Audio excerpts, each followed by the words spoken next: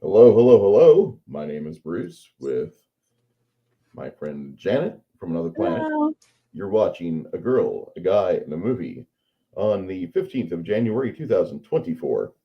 Tonight's movie discussion is Minority Report, a 2002 blockbuster film directed by Steven Spielberg.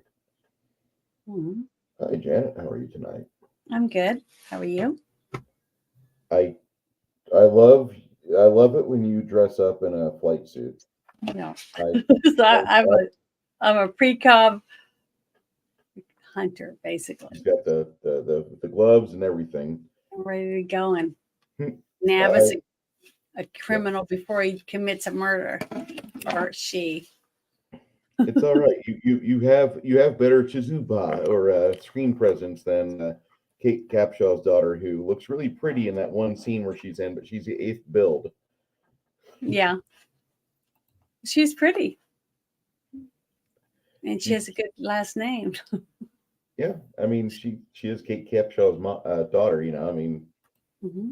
just kind of crazy. Like I didn't realize. Oh wow, she is all grown up now. She was 15 when her daddy or her stepdad became, or Steven Spielberg became the stepdad.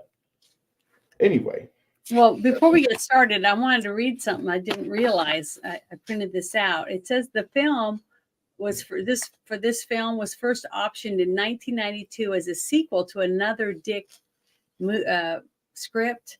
Okay, and mhm. Total Recall. Did you know that?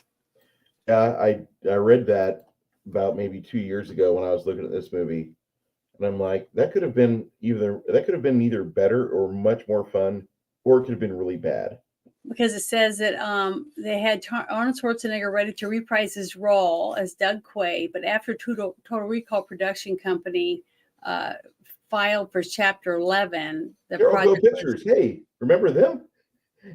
yeah, it remember was remember Cutthroat Island, Janet? a standalone project. So basically, see, this script wasn't written to be this movie. No, Basically, it was reworked. It was a script that had a lot of stuff in it that they thought was interesting, so they just rewrote it or tweaked it up and stuff to fit it for this script. And then it says that uh, John Cohen reached Spielberg and Cruise, hmm and they said that it suffered many delays due to the his Mission Impossible 2 and hmm in Spielberg's AI other movie was running over schedules. So basically, it took a little while for them to get together, but then once they were done. we could do two shows on the movie AI. Hmm. The first episode we would talk about AI and majority of the discussion going around the construction of that movie and how it was making it to screen. The second episode we could talk about how all the puzzles came out of the AI media because all of the posters and all of the web media, there was a better puzzle trail from that movie Hmm. than there ever was for the cicada. For you internet sleuths that like cicada challenges, look up the AI media and just go have fun. There's about 20 stops, 30 stops on that one. Cicada's only got like 8 stops or less, maybe three real stops. Hmm. But the AI movie, that was like the best internet sleuthing you could get. And it still has yet to be it has to be has not been topped yet.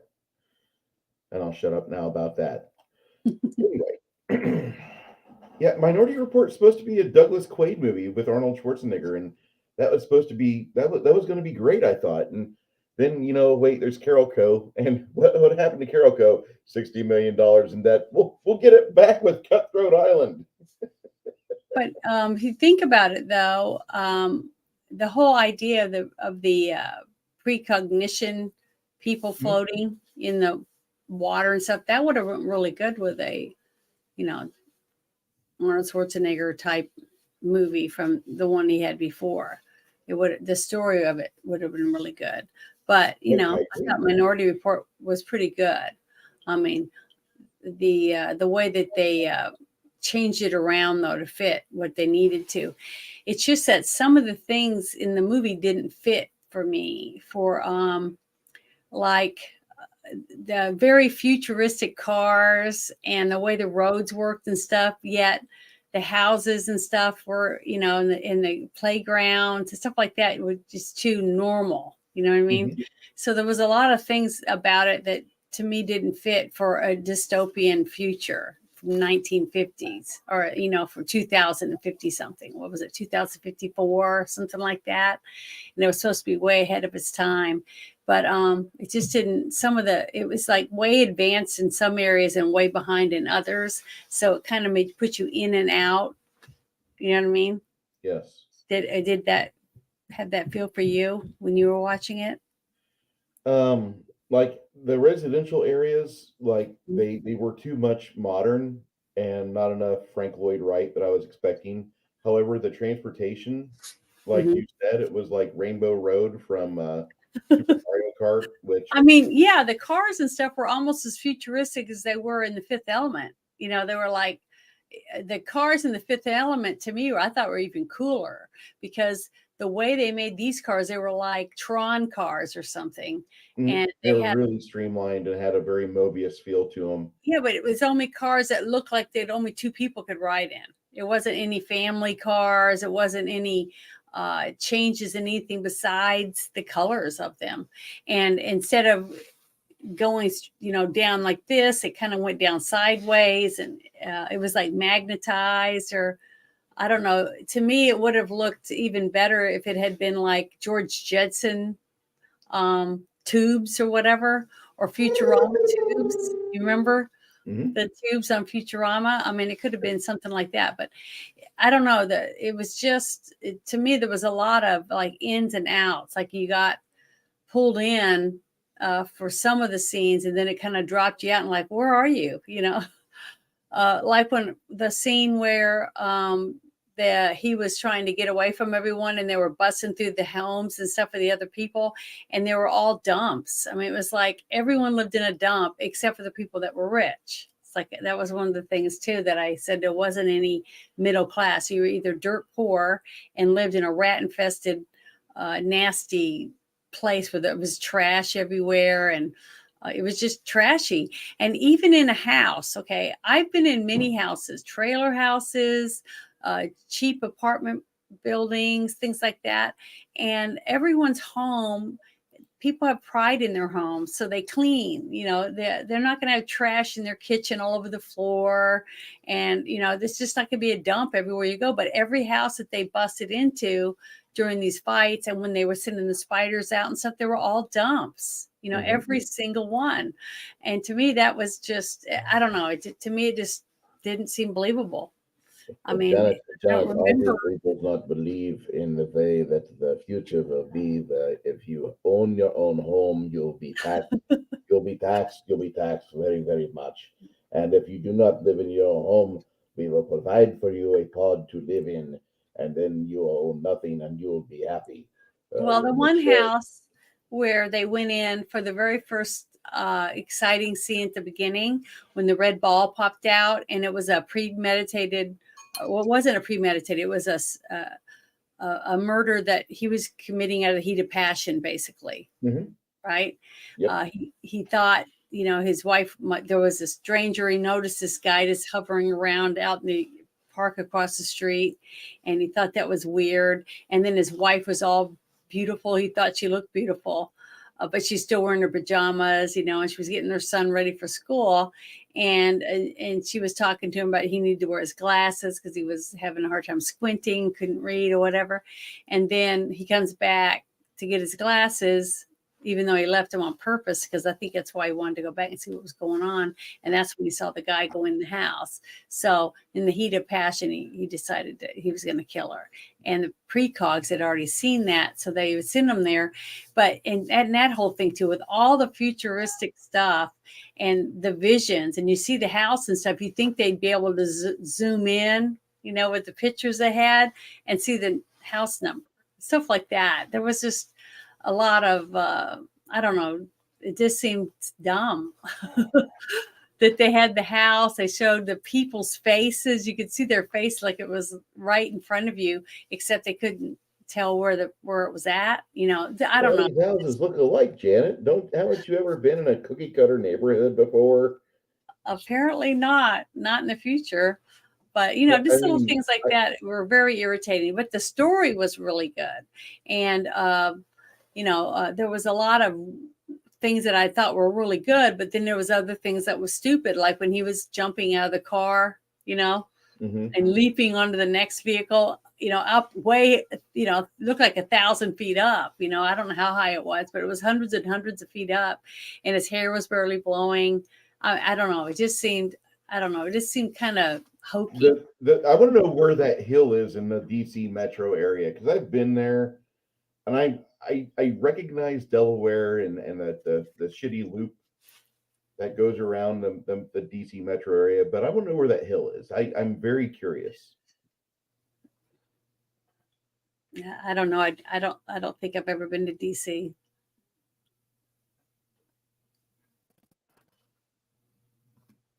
At least not the one they were supposed to. Now the building and he was walking through that was supposedly the building where they had the crime stuff all set up. It looked really familiar. I've seen it in quite a few different movies. It was in, I think, one of the Captain America movies, or it was in the one with Thanos. Was going to snap his fingers. That one, I can't remember exactly, but I've seen it in quite a few movies. The building they used. At least the problem that I have with this movie is we've already had it pop up in chat, and surprise, surprise, our good buddy Six Nations has unveiled the thing that they didn't quite realize that this would happen all the fucking time. The EV cars. This is a car that was towed out of the burning garage in Centennial. And so South Metro Fire Rescue towed this 2019 Jaguar I-Pace because the battery overheated, caught fire, kind of damaged the other vehicle next to it in the garage. The house wasn't catching on fire quite yet, but the fire crew came and they hauled this thing out, and it's just a scary freaking situation. When they realized the situation, like it's an EV, like, well, let me get all the hazmat gear on the cops and the fire, and let's get this smother blanket out. We need 4 guys, 4 protein-eating, lift-heavy things, baby shooting in the baby batter guys to pull this blanket out and then drape it over the car to smother the fire. Because if you don't use that, the lithium will continue to find a way to burn. When you take out the oxygen from the fire triangle, it goes away. This is not exactly something that we are very happy about. The electrical vehicle fires are incidentals. You still need to buy electric vehicles. This week we will be talking. The thing is with those electric cars is those people were really lucky, because what if they were sleeping? What if they'd been asleep when it started on fire in their house? Yeah, there's no hill in DC. Yeah, they were alerted because of the alarms. There was enough smoke generated from the garage that everybody found out. Like, oh, we have a fire. Where's the fire at? Oh, it's coming from the garage. It's the car. Fuck. That's the one thing I didn't like. And if we're gonna have an accurate iRobot movie, I need to have like a bunch of electrical robot fires, because I think the lithium batteries would go up in that. I had a Note phone once. I had to get rid of it. It caused a salesman at my AT&T place to, hey, we're gonna trade that back in because they recalled it. Fuck. Remember the Note 7? I remember the Note 7. Well, the thing is, you got to remember, when Hollywood is making anything that's utopian and futuristic, they don't want it to look bad. They want those type of things to be where they're pushing us, for the agenda, for all battery cars. They don't think about us not having enough. I mean, California closed all their nuclear power plants. So how are they supposed to charge everything with it. I mean, they already have rolling blackouts just now, and half, there's not even a third, not even a third of Californians have battery operated cars that are charging, at every gas station and whatever else. So I don't know. I don't understand. They don't think ahead. They push an agenda. They should to say, see, we tried. And that's it. They don't think about how it affects you or in your future, how expensive it is, or any of that stuff. And then they have all the wind turbines, but they don't want them where the rich people live. They just want them someplace else, and they don't think about all the eagles it kills, all the other birds it kills. It's just, to me, it's pathetic the way that they just half-ass do stuff. They got, I don't know who it was. Someone was telling me that they don't have enough water to drink. And instead of making more reservoirs or setting up plants that can take the water that's right next to them, from the ocean, and take the salt out of it and make it for drinking water, they don't even do that. They just make you not be able to water your grass and do all kinds of stuff. They're just dumb. Apparently, they're just not very smart. I mean, about the way they do any of this stuff. So, but they're not going to show you that in any movies or anything. They're going to show you all the great stuff about it. I used to have this shirt, the Veterans Throat Punch. It's a grunt style shirt. Yeah. You used to have that? I used to have that shirt. I don't know what happened to it. There's a bunch of shirts that I've had, but I don't know what happened to them. Like the biggest thing that would go away before I got married, this was a big problem. Like hoodies. You'd have hoodies and you'd have an extracurricular activity with somebody new, and then your hoodie would be gone. Like what the fuck happened to my hoodie? It wasn't me. I didn't take it. No. And but my mom everybody used to take my dad's old T-shirts and rip them up and make the rags out of them. And she'd be standing outside a window or whatever. My dad would go, "Where'd you get that?" She'd say, "Oh, one of your old shirts." And he'd get all mad. So I remember that stuff. So who knows what could happen to your shirts? Cities and governments demand your electricity usage be lowered, but they expect you to buy an electric vehicle. And we will get this straightened out. At some point, the government will figure out how to frack and how to frack well, to whether it can frack for the government's purposes. Yes, but right now we need windmills, more windmills, and solar panels. Also, right now, if you wish to donate to us, please wait until the Davos is over.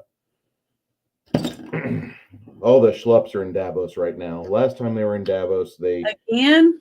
Yeah, they're in Davos right now. It seems like every time you turn around, they're there. I thought they did it once a year.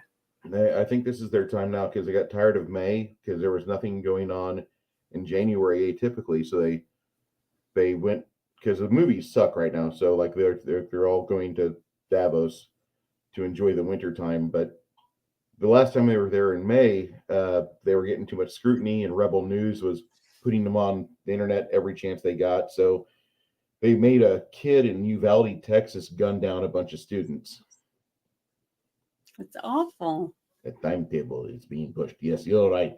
You are very correct, Mr. Well, one of the things that I was thinking about last night after the movie was the fact that basically when he took the girl, right, to try to get that memory from her, the Minority Report, and then they were saying they couldn't use the other two basically to find anything or do anything because basically she was it. You know what I mean? She was so that made, to me, it really damaged the whole concept of the movie, because what good is why even have the other two then if she's basically the whole thing? And if she was that important with the technology they had, why didn't they just clone a couple of them? A couple more of them to always have one available when one of them wasn't working or was sick or died of old age. I mean, I don't know. I just thought that was another flaw that I thought about, in the when we were watching it afterward. So I don't know. I didn't want to see all these flaws, but it just seemed like the more I thought about the more I felt wrong with it. And I hate that because I really liked the movie. I thought it was really, really good until you start taking Take a dissecting close it. scrutiny look at it. You Yeah. start looking at it with a magnifying glass. But you're not using a real magnifying glass. You're using something like what I use to paint with, Hmm. like the 7x that I've got.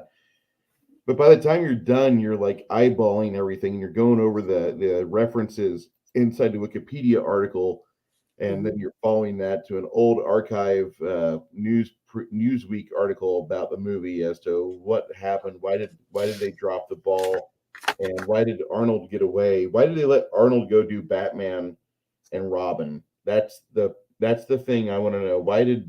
Why was he Mr. Freeze? He could have played Douglas Quaid again.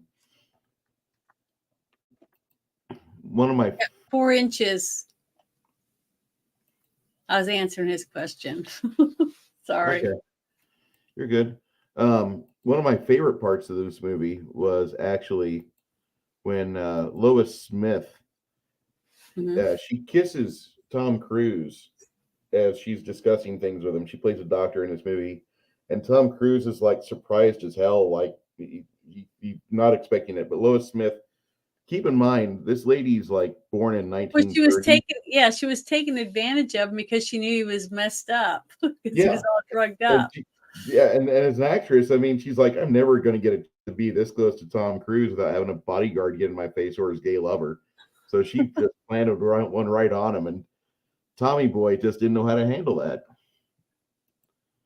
Good on you, Lois. Yeah, That was, she did good. And she lucked out, mhm.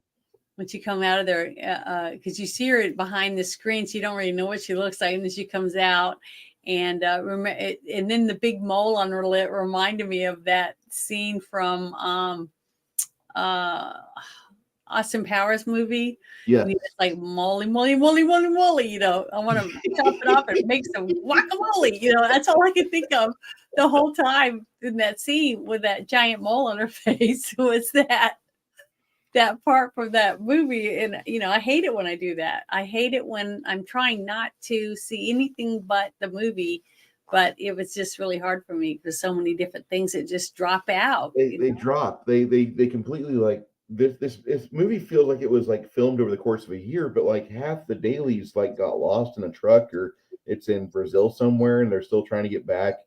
I don't know, but this movie feels like it's kind of incomplete. Like there's another director's cut available of like 3.5 hours where we could watch this film. And I'm very much interested in. Well, remember when we watched Blade Runner, Mhm. right? And Yeah. and you're walking through the streets and you look up and you're seeing all the big billboards and it's dark and it's gloomy, but the streets are kind of dumpy. But when you go into the building, they match the street. I mean, and the clothing on everyone matches. It just seemed futuristic, even when you went inside compared to outside. You know what I mean? And Mhm. when you looked up, everything kind of fit. But in this movie, when I watched it this time, and I was trying to think about it in uh, as the high tech, you got a you got a special crime division that has 3 people that can see people's thoughts before they commit crimes, rapes or murders and other things, and they can go there and arrest them before they commit the crime because they already know it and they have it like a almost like a disc or a thumb drive or whatever amount of information to show that this person was going to commit this crime and they were going to go through with it. And if they hadn't stopped them, they would have killed someone. So you have that technology and they got the whole thing set up. And then you even see how massive it was because it was just Washington, D.C., right? That's all Mhm. that was involved. And at the end, when you see Tom Cruise go in and he's trying to figure out this what was it? Yeah, was it Tom Cruise? Yeah, it was Tom Cruise trying to figure out this gap or whatever that they couldn't figure out. And they go there, and then you see all the people coming up, and there's thousands and thousands and thousands of them, right? Mm-hmm. And it's like, that's a lot of crime that they supposedly stop, but it's still a bunch of criminals there supposedly, but none of them had actually committed any crimes. You know, you're putting all these people's future on three people's dreams, you know? So I don't know. To me, that was like a huge red flag neon sign going off that apparently there's no constitution anymore in the future, which is, you know, where I think we're going. It's kind of how it is now. You know what I mean? There was a lot of scary stuff to me that made me really think about it.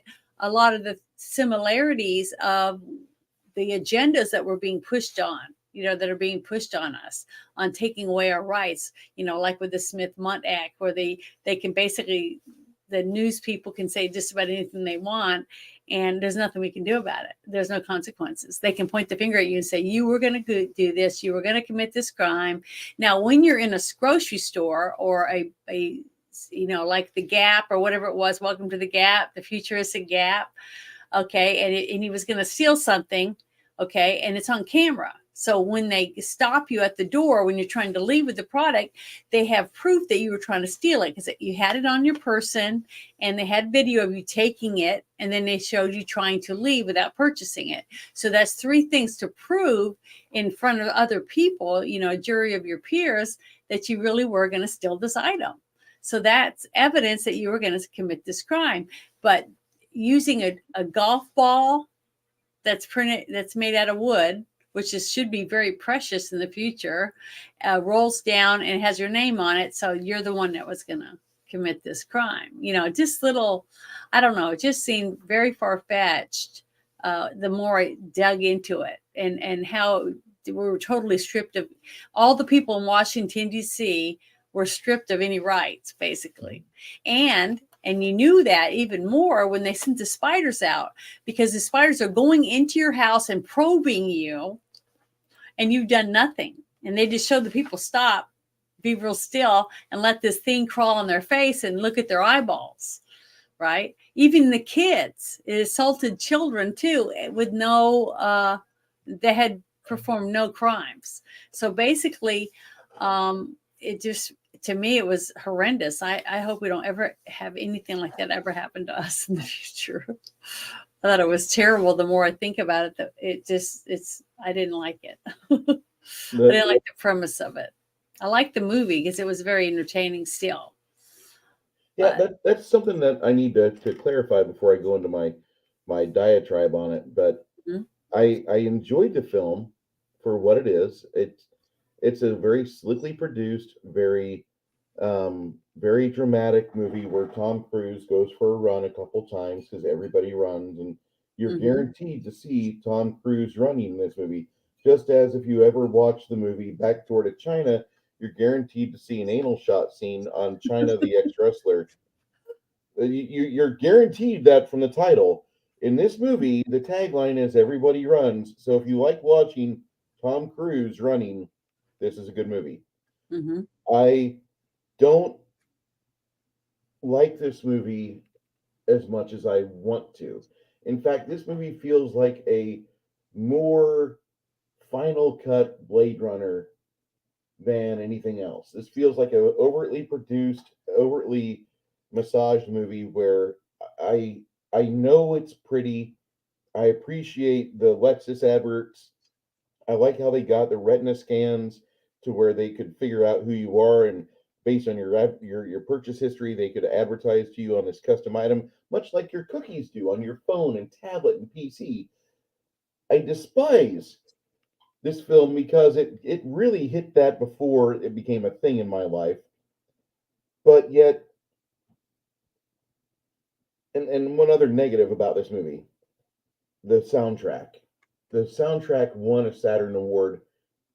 I cannot, for the life of me, as the movie ends or as a day has passed, I cannot recall the soundtrack to this movie at all. It just does not happen. I can't Yeah, recall. nothing about the music or anything pertaining to music stuck out in my head. Yeah, and to the this movie. movie is highly accredited. This is like when I read off the list of awards. Okay, I'm That's just what I going to was pull, looking pull for. from. Here's Wikipedia.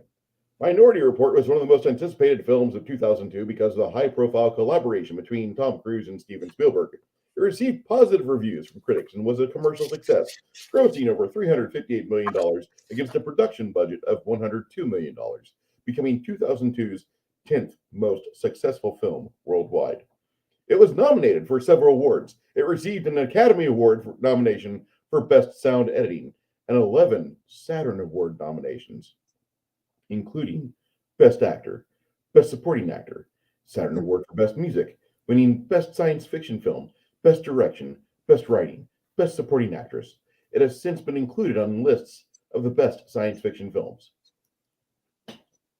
I just need to make you guys aware I don't have a particular affinity for Saturn Hmm. as a person who reads a lot.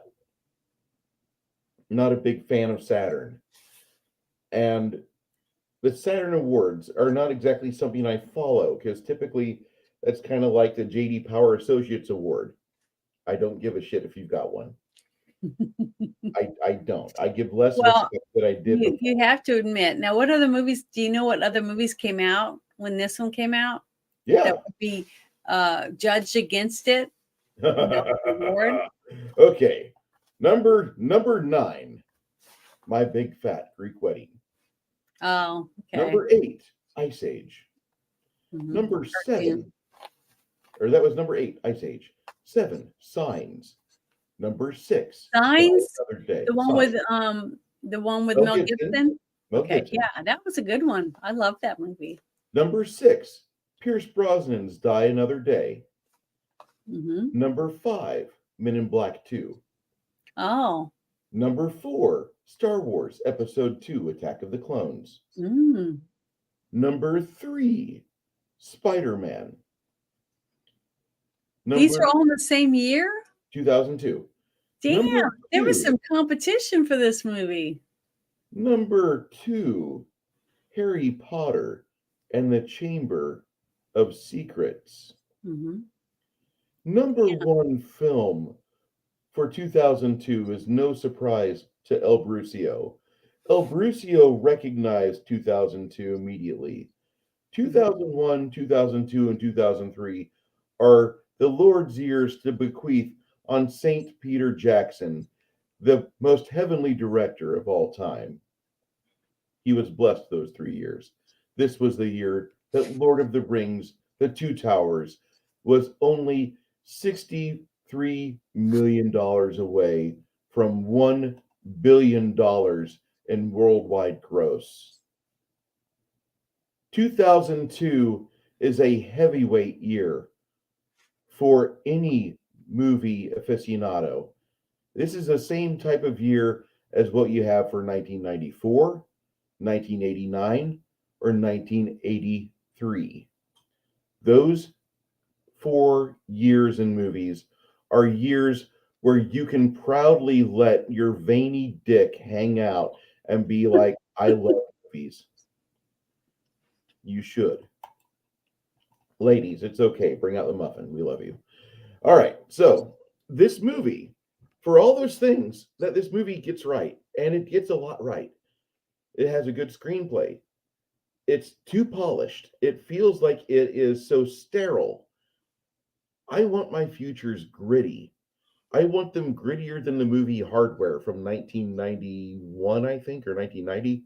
And for those of you that know the movie Hardware, we'll be watching that later this year. 2024 is going to be the year where Bruce shoved Janet into science fiction. Here, enjoy. Because my friend Andrew's doing it, or Connell's doing it for his channel, and I'm like, I want to watch fun science fiction movies too. Okay, but this movie does a lot right, and you've got a great cast. You've got Tom Cruise, Colin Farrell, Samantha Morton, and Max von Sydow as the top 4. John Williams does the score. I can't remember the movie score. And then worse yet, it's a day after, and I have no excitement from the movie as I discuss it. I have none, and I want to like it. There's some interesting sequences and set pieces, But this movie just feels like it's a collection of bad ideas that they said we'll dirty it up and we'll try to be all globalisty. And they had some good ideas for science fiction dystopian future, but I don't believe that this I don't believe this lives up to the Minority Report novella that Mr. Philip K. Dick wrote in 1956. Well, I thought it was really good when I saw it. Mm-hmm. Okay, at the movies. And I thought a lot of those movies were great because I loved the Harry Potter movie. I'm trying to remember the other ones that you said. Men in Black. I saw all those movies, and I think I even bought some of them. So it had some good competition against it. It must have been the fact that it had Tom Cruise in it, and the fact that it had Spielberg as a director for it to have gotten any of those awards over all these other movies. That's the only thing I can think of is popularity. You know what I mean? Yep. That makes sense. Did any of the other movies win a bunch of awards? They did. Okay, because I know the only movie that didn't win a bunch of didn't awards. really get a lot of stuff like that, did they? The other movies won their share of awards except for The Two Towers. The Two Towers and Fellowship of the Ring did not clean up at the Oscars or Academy Awards. In fact, those two movies are criminally under awarded. Yeah, However, those were good too. however, there is some notation I must make here, and I'm going to say that for those of you that get upset when you start reading about the Two Towers trilogy, in 2003, the Academies got together and they made the corpse of J.R.R. Tolkien very proud by damn near everything they could throw award wise at the Return of the King. They fucking nominated it and then they awarded it. Return of the King cleaned up so hard at the theaters that there's no way on this God's green earth that you could ever think that the trilogy is anything but a grand success. And we will never have another movie series like that in our time. No, I don't think so. I'm so happy to have been able to see that at the theaters. Minority Report, I had the option to go see it, and I said no, I'm good.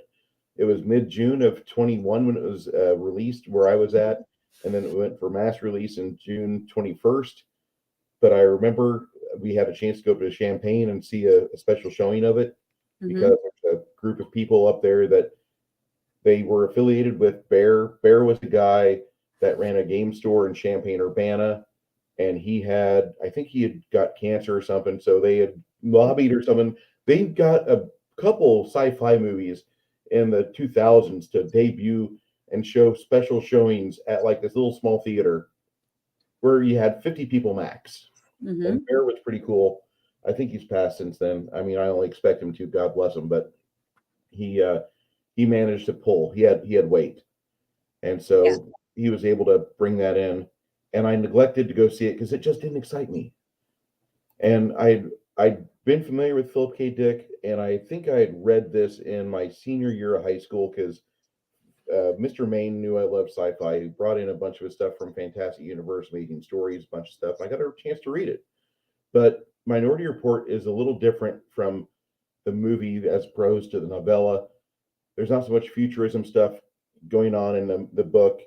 It's more about just the thought process of allowing the precogs to even exist and have weight to where you could be stopped doing something because in another 10 seconds you're going to change completely and become homicidal at somebody, justifiably probably, but nonetheless a violent crime is going to be committed by you.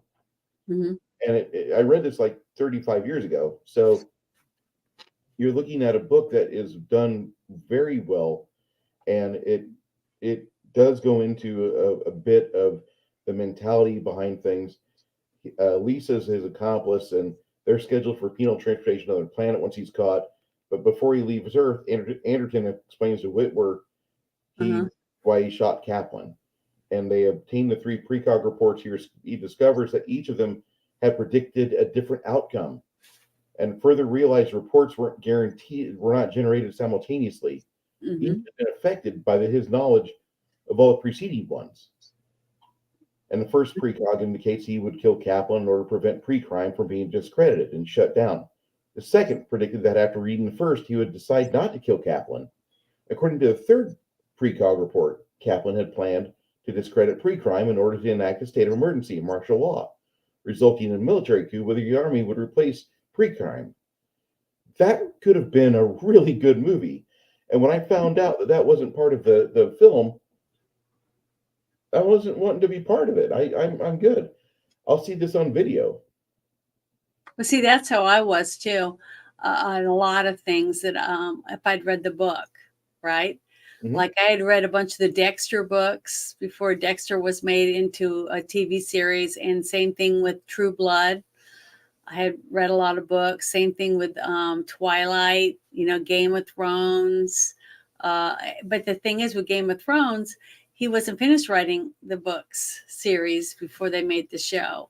So, and then the movie Cujo came out, and I didn't want to go see it because I read the book, and the ending was just devastated me. I mean, it was just one of the saddest endings I've ever read in a book, and it took me a long time to get over the feelings I went through after reading that book. But when I saw the movie, I was like, oh, it was so much better. The I movie love ends the on a happy movie note. because the little boy doesn't die in the end. Mhm. And the whole thing was just a horrendous, horrible thought to ever have something like that ever happen. And it would traumatize me when it came to dogs, especially giant St. Bernards that might have rabies. But it was just, it was devastating. And Stephen King, even though I don't really like him that much as a personal person, his points of view on things, especially as he's gotten older, I just thought his mind was genius when it came to writing books. And his wife was pretty good at writing too. I've read a couple of her books. But I didn't read the book for this. Okay. The script or anything like that was written before they made it into what this movie ended up being. The thing is, it was later after I'd seen a bunch of the other movies before I did see this, because I did enjoy the experience of getting to go to the movie theater more. But I don't know why, but just sitting there and seeing it on a huge screen and hearing the sounds and stuff, I don't know. To me, it's just nothing better than that to see a movie that way. If I was rich, I would definitely have a theater in my house where I could watch all my TV shows or whatever and make it like lifelike, life size. I would love that. But I don't really like Tom Cruise. I don't really like him as an actor. Okay. I just, I've told you that before. But the thing is, some of the movies he's done, I thought he was good in. I mean, the movie was all right. But just like somebody said in the chat a minute ago, I think it might have been Six Nations. The other actors in the film made the movie better. Yeah. If it just Next been on him Psycho. mostly, I don't think I would have enjoyed it as much as I did. The scene though, when he got his eyes taken out, that was one of my favorite scenes. The one with the woman with the guacamole mole, right, Mhm. on her face. But the guy, I can't remember what his name is, but the actor that played the doctor that Peter took his Stormare. eye. Oh, I just love him. I think he's a really good actor. He was funny. He made the scene funny, but also scary as shit. You think about it, because he gave him the shot, and he was already like whatever. But he could have just left him there and took his money. That's what he could have done. But the fact that he actually gave him new eyes and he could see out of them, and he tried to leave him food and a rope to the bathroom and the food, that whole setup was just really cool. I thought it was but see, the hotel was trashy and dumpy, and when you opened the refrigerator, I almost threw up. I mean, that was just disgusting. That was a disgusting scene to think about. That how many times have you bitten into something that was bad or drank something that was bad? Everyone, you think about it. I have done that before. I have taken a swig of milk that was sour. It took a bite of something that was just something was wrong with it. So we've all been there. So we could all put ourselves in the position that he was in when he was blinded, can't see, and he gets his way there and he's feeling around. the fact that he couldn't smell all the moldy food because it was all moldy. The whole refrigerator was just, it was a nightmare for a mom. Because we clean refrigerators and stuff, and we want to make sure that everything's out of date, is gone. You're not going to eat that and get sick. So, as moms, that's what we do. We just want the refrigerator cleaned up. But it was disgusting. Didn't that scene make you want to, Ralph? Yeah, I've eaten a pizza from a South Texas gas station, Mm-hmm. and on the way to the nearest gas station from there, I realized like the pizza didn't agree with me, and my stomach was in the process of vacating, and it wasn't going to come out my mouth, unfortunately. But I had to call my human resources lady. I need you to get a new set of coveralls for me. I'm going to pull up in the van, pass it to me through the driver's side door. Pay no mind to the smell. I need to go get cleaned up at the hotel. And thank you. Yeah. And that I've had that happen before, where you're driving along and your entire body just vacates, and like you've eaten food, and it was not good food. It was like there was something spoiled on it. Was it the corn? Was it the dough? Did the marinara stay out at room temperature for 3 days? What the fuck happened with this gas station? And it completely destroyed me. And I had to go to my hotel and get cleaned up, and I had to clean my boots up before I got back in the van, and the van smelled. So I've got to grab all the cleaning supplies out of Walmart that I can, delouse the van, then get the van back on company property and let them know what happened. But then afterwards, they're like, hey, we need you to be taken to this job site and pick up this truck so you can haul these chemicals. Good. Why does this van smell like bleach? Well, the thing is that it's everyone's been through something similar to that. If it wasn't you yourself, it was someone you were with. Yeah, that has done something like that. I just don't know of anyone that hasn't done that. So to me, that was a really good scene. The whole scene was entertaining. very realistic. You're drawn into it, so you stayed in it. You stayed in the whole thing. And when he's grabbing a hold of the timer, and then puts it back up there. And then he does the whatever that drug is. What was it called? Narcan or Yeah, whatever it was, the Narcan that he was doing. It was darn it, where is it? I had it somewhere on here because he was addicted to it. Mm-hmm. I can't remember. They had a name on it because they asked a couple people in there, but didn't you know he was addicted to whatever the drug is? And it kind of looked like Narcan, but Narcan is what they give you to wake you up. When you've taken an overdose of certain things. So, but the thing is, the dispenser for it was kind of cool. So I don't know how they came up with that, but different things about it was really good. But some of the things to me just kept taking me out of the movie because it just seemed lame. Like when he's jogging, okay, and he's going through a tunnel that actually has a billboard inside, that looks like it had to cost, thousands of dollars to have this billboard or whatever, this projection or whatever it is on the wall, but there's no one else there. There's not a single person on the street or anything. It's empty. And it's supposed to be a bustling big city of Washington, D.C. And then you got the one guy sitting on the stoop or outside of a building by the door. Okay. And he's like, they start talking, and that's where he gets his drugs from. But I don't know. It just seemed either they gave Tom Cruise so much money they couldn't afford extras or something. No. I don't know what it was. And they put all the extras in the fancy stuff. They put them in the big dinner at the end, the award ceremony or whatever for the guy getting to be able to do this whole thing everywhere. And they were going to start doing it everywhere. How are they going to do it everywhere with three precogs? There was just so many gaps. The book kind of goes further into it a little bit, but they can see all crimes, not just murders. Mm-hmm. Yeah. I know, but what I mean is they can see it for one city. It's Washington, D.C., but they were wanting to spread it out and start making it more and more around the United States, apparently, from the way that I was picking up from this movie. But the thing is that how are they going to get 3 people to do all that? Unless they were going to clone them or something. But see, nobody talked about any of that stuff. So a lot of it just had gaps. I just didn't know how they were supposed to fill that in. It's okay to make a movie about a book if it's self-explanatory, where a person who hasn't read the book will understand what's going on, The book, would I say the book is better? I would not. But would I say it's definitely got more, there's the holes aren't nearly as gaping as in other Philip There's K. Dick books. Band-Aids over them.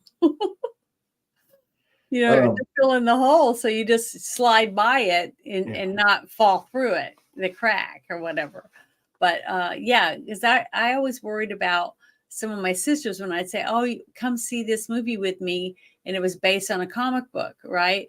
And they're like, well, I don't read that comic. And I go, well, you don't have to read it. I already saw the movie. It's really good. I think you'll be fine. When you go see it, it's self-explanatory, basically.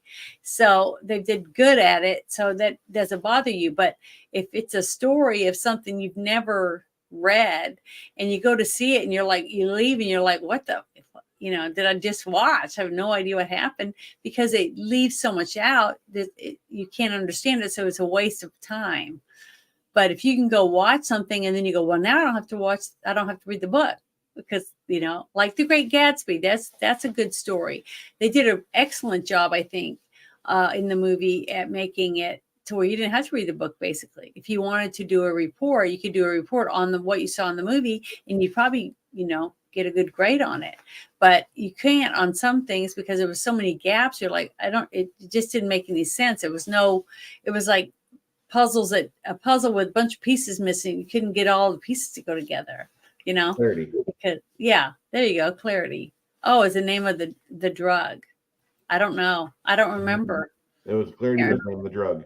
It was on the Clarity was the name of the drug. It was? Yep. Okay, because I had it printed out. Let me see if it's on this other paper.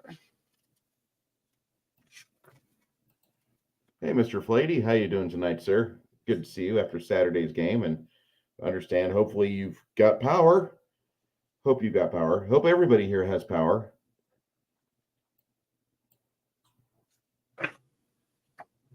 Yeah, I still have power. I didn't lose my power. If you guys have seen this movie before and you have a specific feeling on it, if you have a rating for it, go ahead.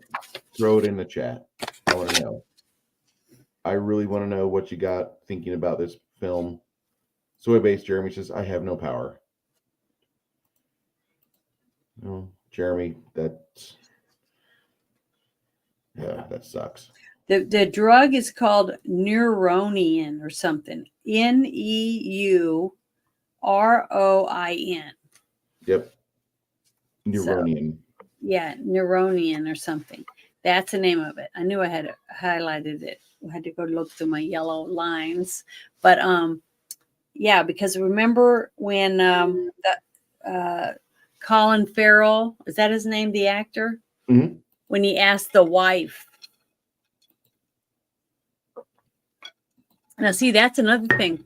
When you're watching the movie, and you find out that it's been 6 years since his son died, right?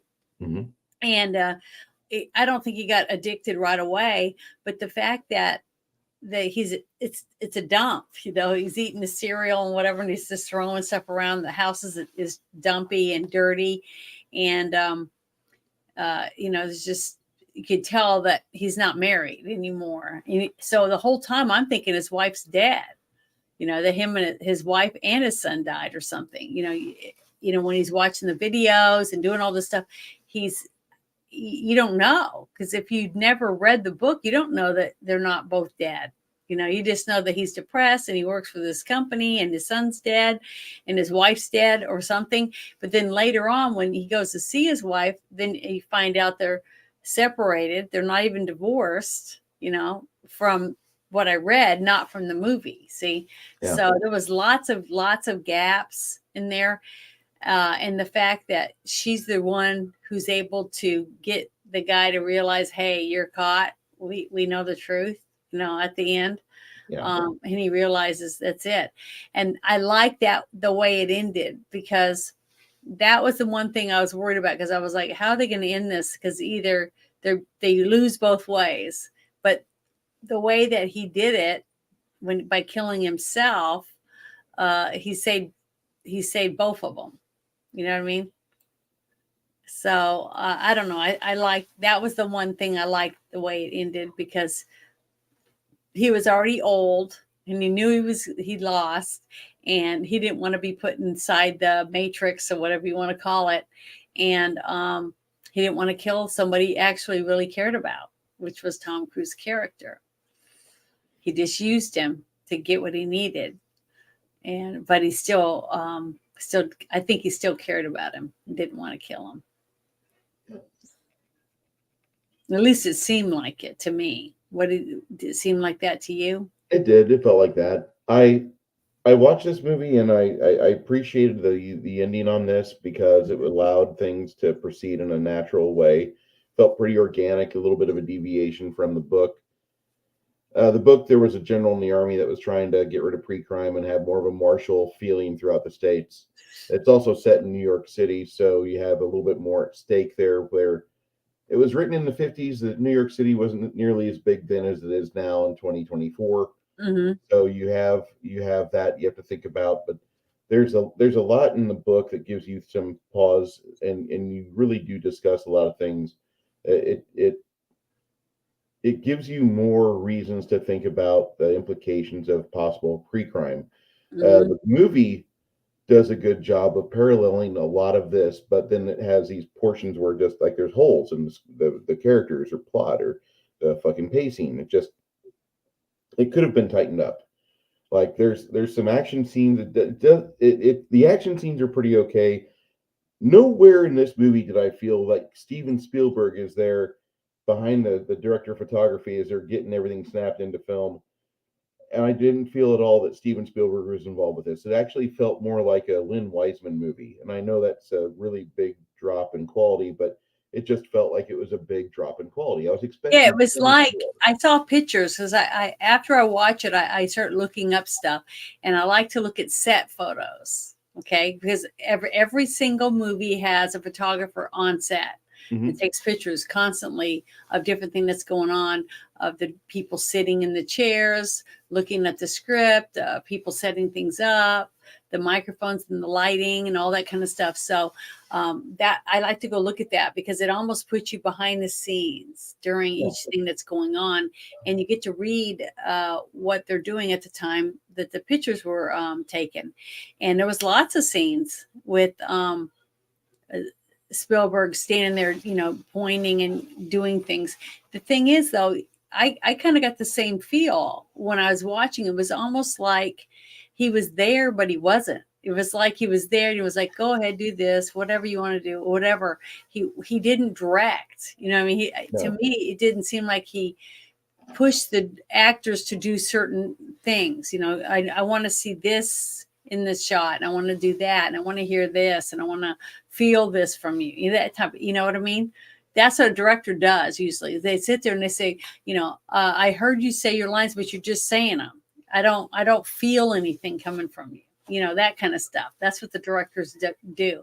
They go, that was shit. I want to see you from the top, and I want to see you do this, that, and the other. And I've seen them talk to people like that. I'm not going to say their names, but I've seen the directors come down on some of them. And you've won an Academy Award, or you've been nominated for one. I want to see that. I want to see something that's Oscar worthy. Give me like what that. I'm paying for. Yeah, but the director can say that. A director can say anything they want to any actor they want, basically, and get away with it. And the people respond to them. When and then you see the assistants like snapping their fingers and like, come on, you guys straighten up, do this, that, he's not happy or whatever. and it gets people in line. I can't explain it any different than that. It pressures people when the director is stomping their feet, or they're like, this is disgusting, I can't take this shit, get rid of that light, get rid of this, and they're yelling at stuff because they don't like something. And then when they go and they come back and they're calmer and they're like, okay, is everybody ready? I want it perfection, it's whatever they say, and everybody is, got their shoulders back, and they're really trying to pay attention and listen, because they know that if he's not happy, you're not going to have a job. They're going to fire you. So everybody's running around, on tippy toes, trying to make sure that they're doing what they're asked of. And you see a difference. You can tell a difference. But if the director is just kind of, that's what you get. And I think, just like you said, I can kind of tell, and not in every scene. Just like I said, some of the scenes, like the one where he's getting his eyes taken out, even him laying there and them letting him put those things in his eyes, and it's actually opening his eyeballs up. That couldn't have been comfortable. It had to have been irritating, but he did it, So there's a lot of things that I was surprised to see happen in the movie, and the scene was great. I mean, it was a good scene. I couldn't find anything wrong with those scenes. There were certain scenes that it just seemed like everything flowed like it was supposed to, and you were immersed in the scene. And that's what I want when I go into a movie. I want to be taken away from all this shit, right? And enjoy and be immersed, go in and forget about everything around me, and I'm only seeing what's in front of me on the screen and hearing the music, and I'm getting the feelings that you're supposed to get from the music, and the combination of the actors, the visual, and you're pulled into it. Okay, that's what you're supposed to get from entertainment, whether it's music or it's a movie or a play or a concert.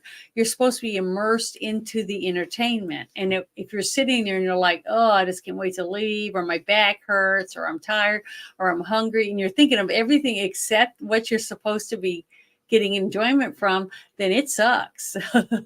They're not doing their job to entertain you. If you're not paying attention to what's going on, then it's not very good. And you probably will never go back. And that is not good.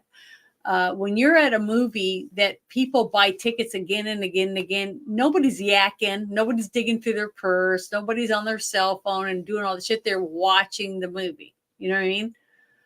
So that's another thing. When you look around and you can see everybody mesmerized by the screen, then you pretty much know you're watching a movie that's gonna knock your socks off or something, or laugh, gonna really get into it, that the movie's gonna make more money because people are gonna go see it again. So that right there is a huge telltale sign for me in a theater. So, hold on just a moment. oh, is your phone ringing? Hey, I'm are you gonna be coming over for the ticket or the pass? What's a good time? Give me about 9:30 if you could. Sounds good. Sorry, guys, he got a call. He's important. Sorry about that. That's right. This is a fucking a weird movie. This is a film that I'd like to enjoy more. I don't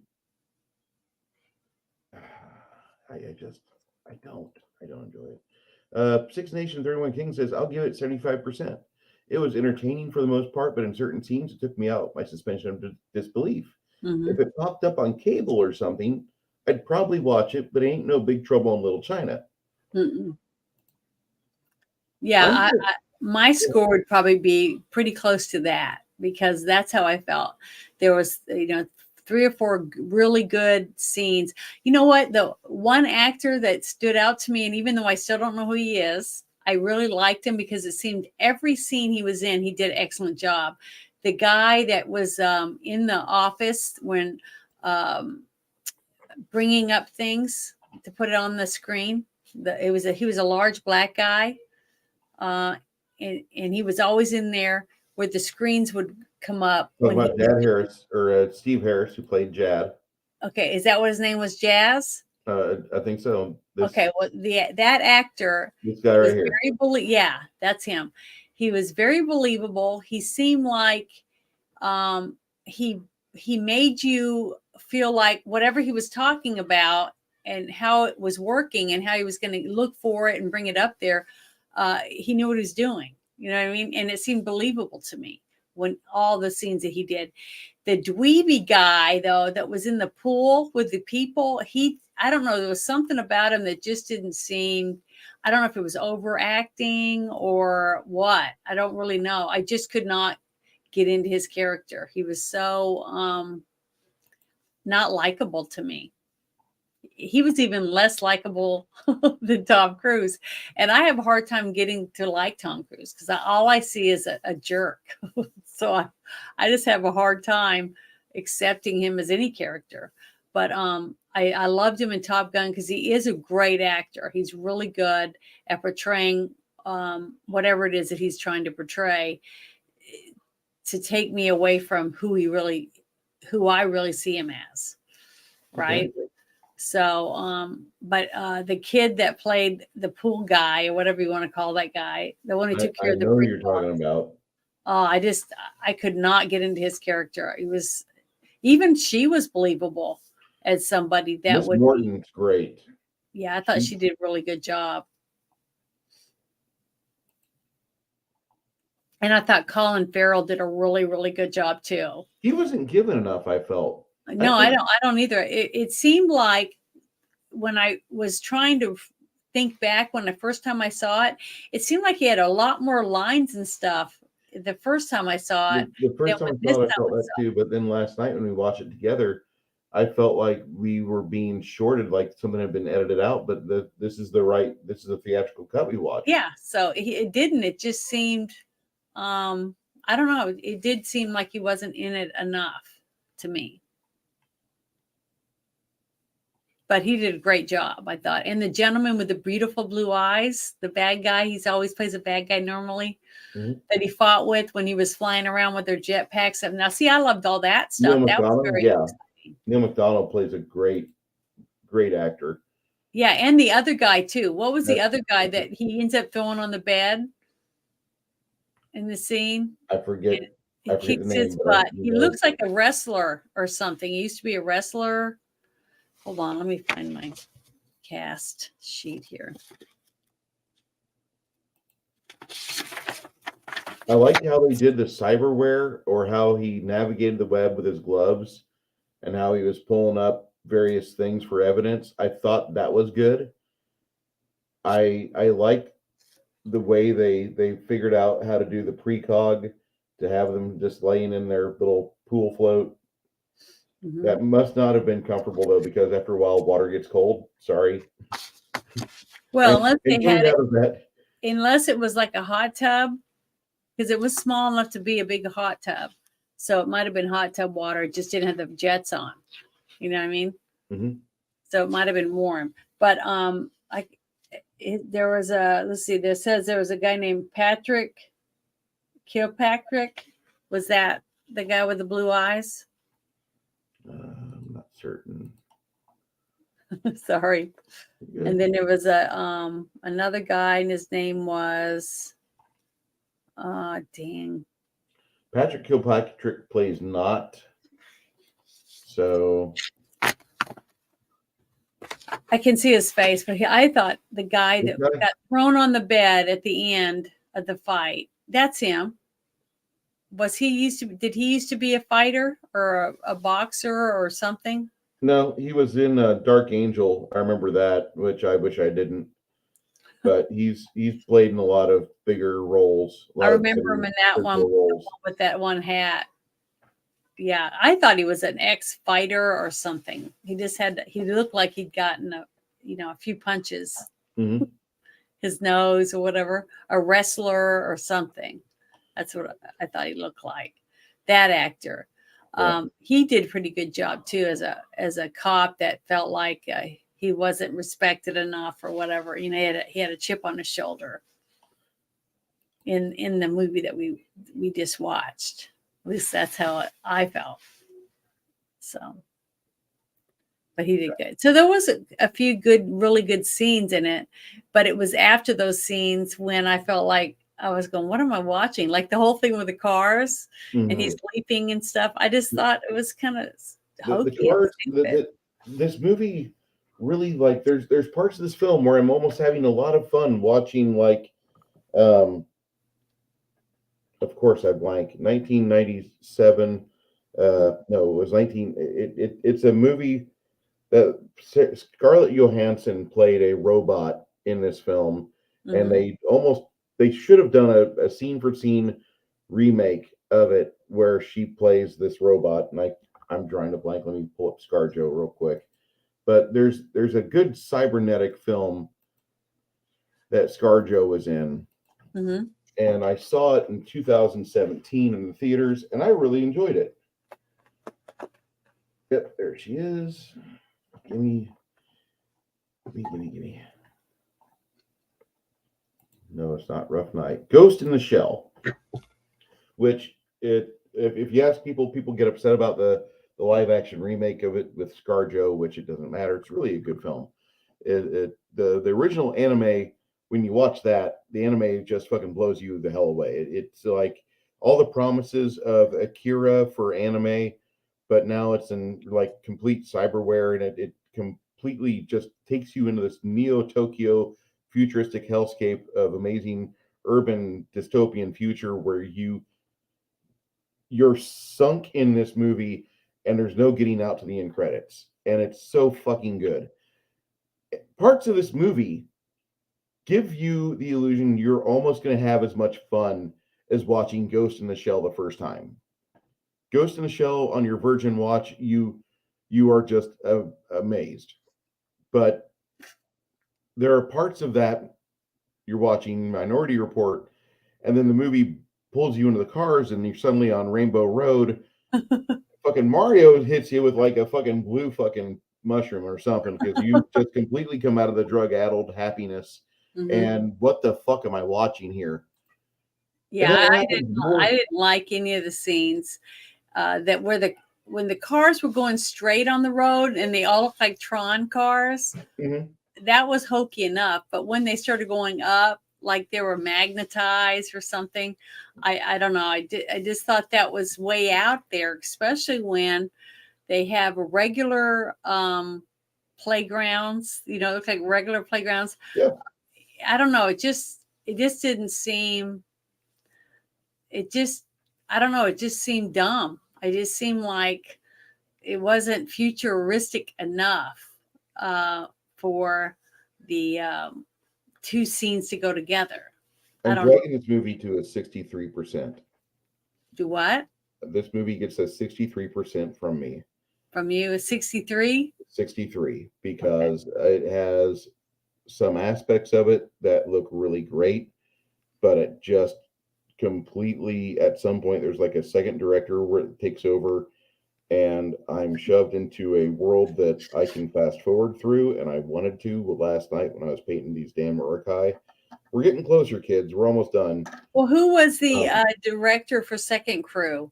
Can you look that up real quick? yeah, Because that was probably the person who did most of the directing for the whole movie. If you really think about it, it feels like the second director was the lead on this entire film. because Second Crew is usually the person is like the stand-ins, the stunt doubles, the hand These doubles, scenes, the doubles, the body doubles that walk across the street or do scenes where you don't have to see their face or just their hands or doing something or whatever.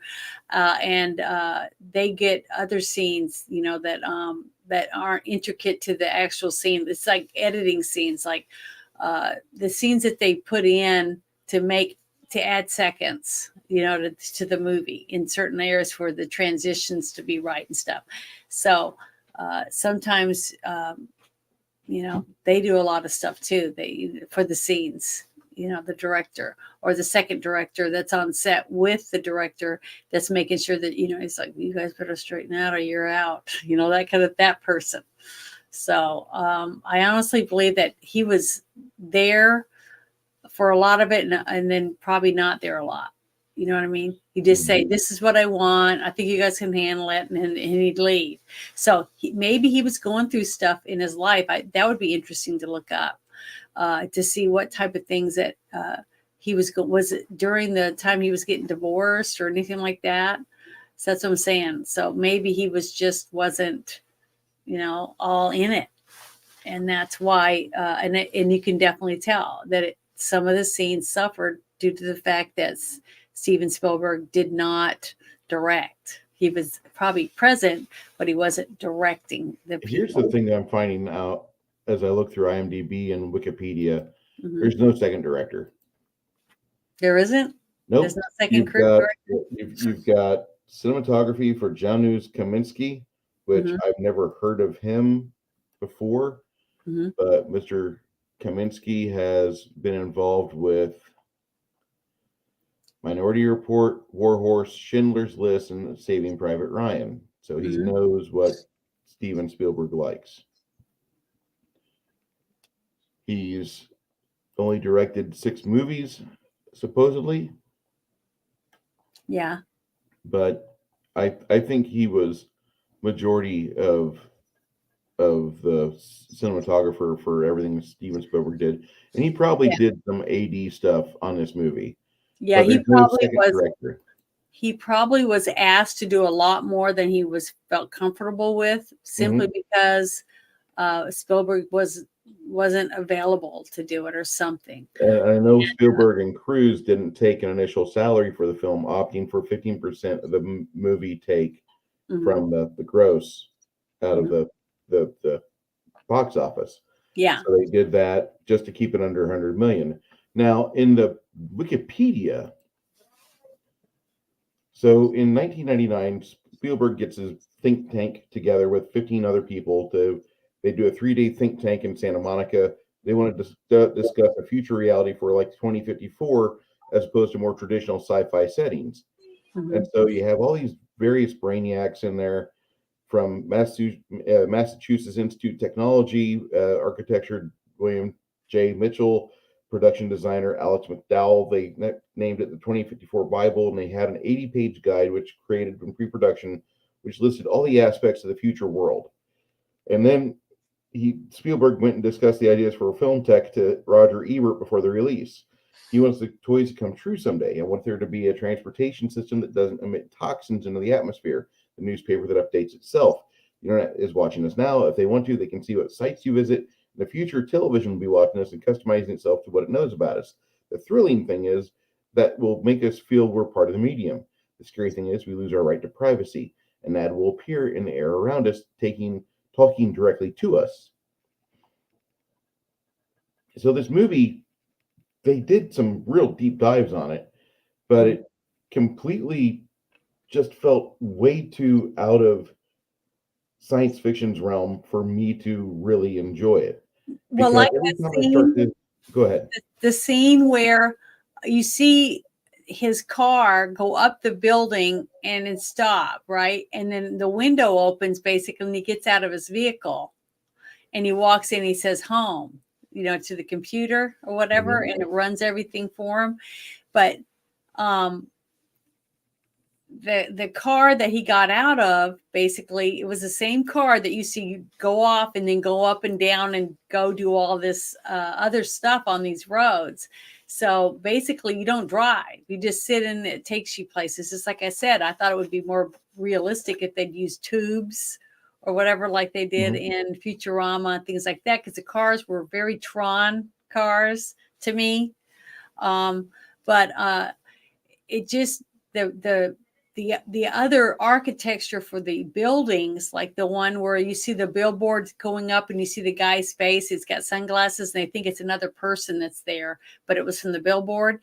And the dumpiness of the apartments. Okay, so the dumpy apartments don't have cars that come up and let you out of them through the window. I don't know. It just, to me, it was either you were dirt poor or you were mega rich. That was it. I didn't see anything in between. Everything was very, I don't know, it was either you were low class or you're high class. That's it. There was This movie, it makes me happy to see that the middle class has gone away, because the middle class is the greatest instrument of yeah, but warfare there was, against that to me, problem. that took me away from the movie. It just, you had a mom and she had kids at the table, right?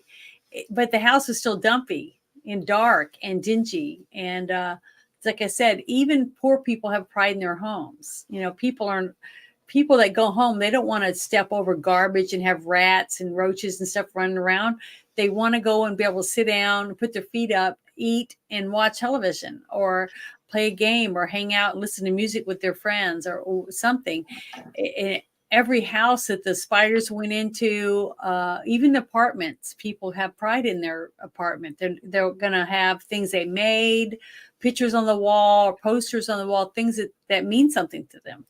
Their house isn't going to just be a dump. I'm just saying, some people do live trashy because that's just the way they are. But most people that have a home care about it. They have things in it they care about.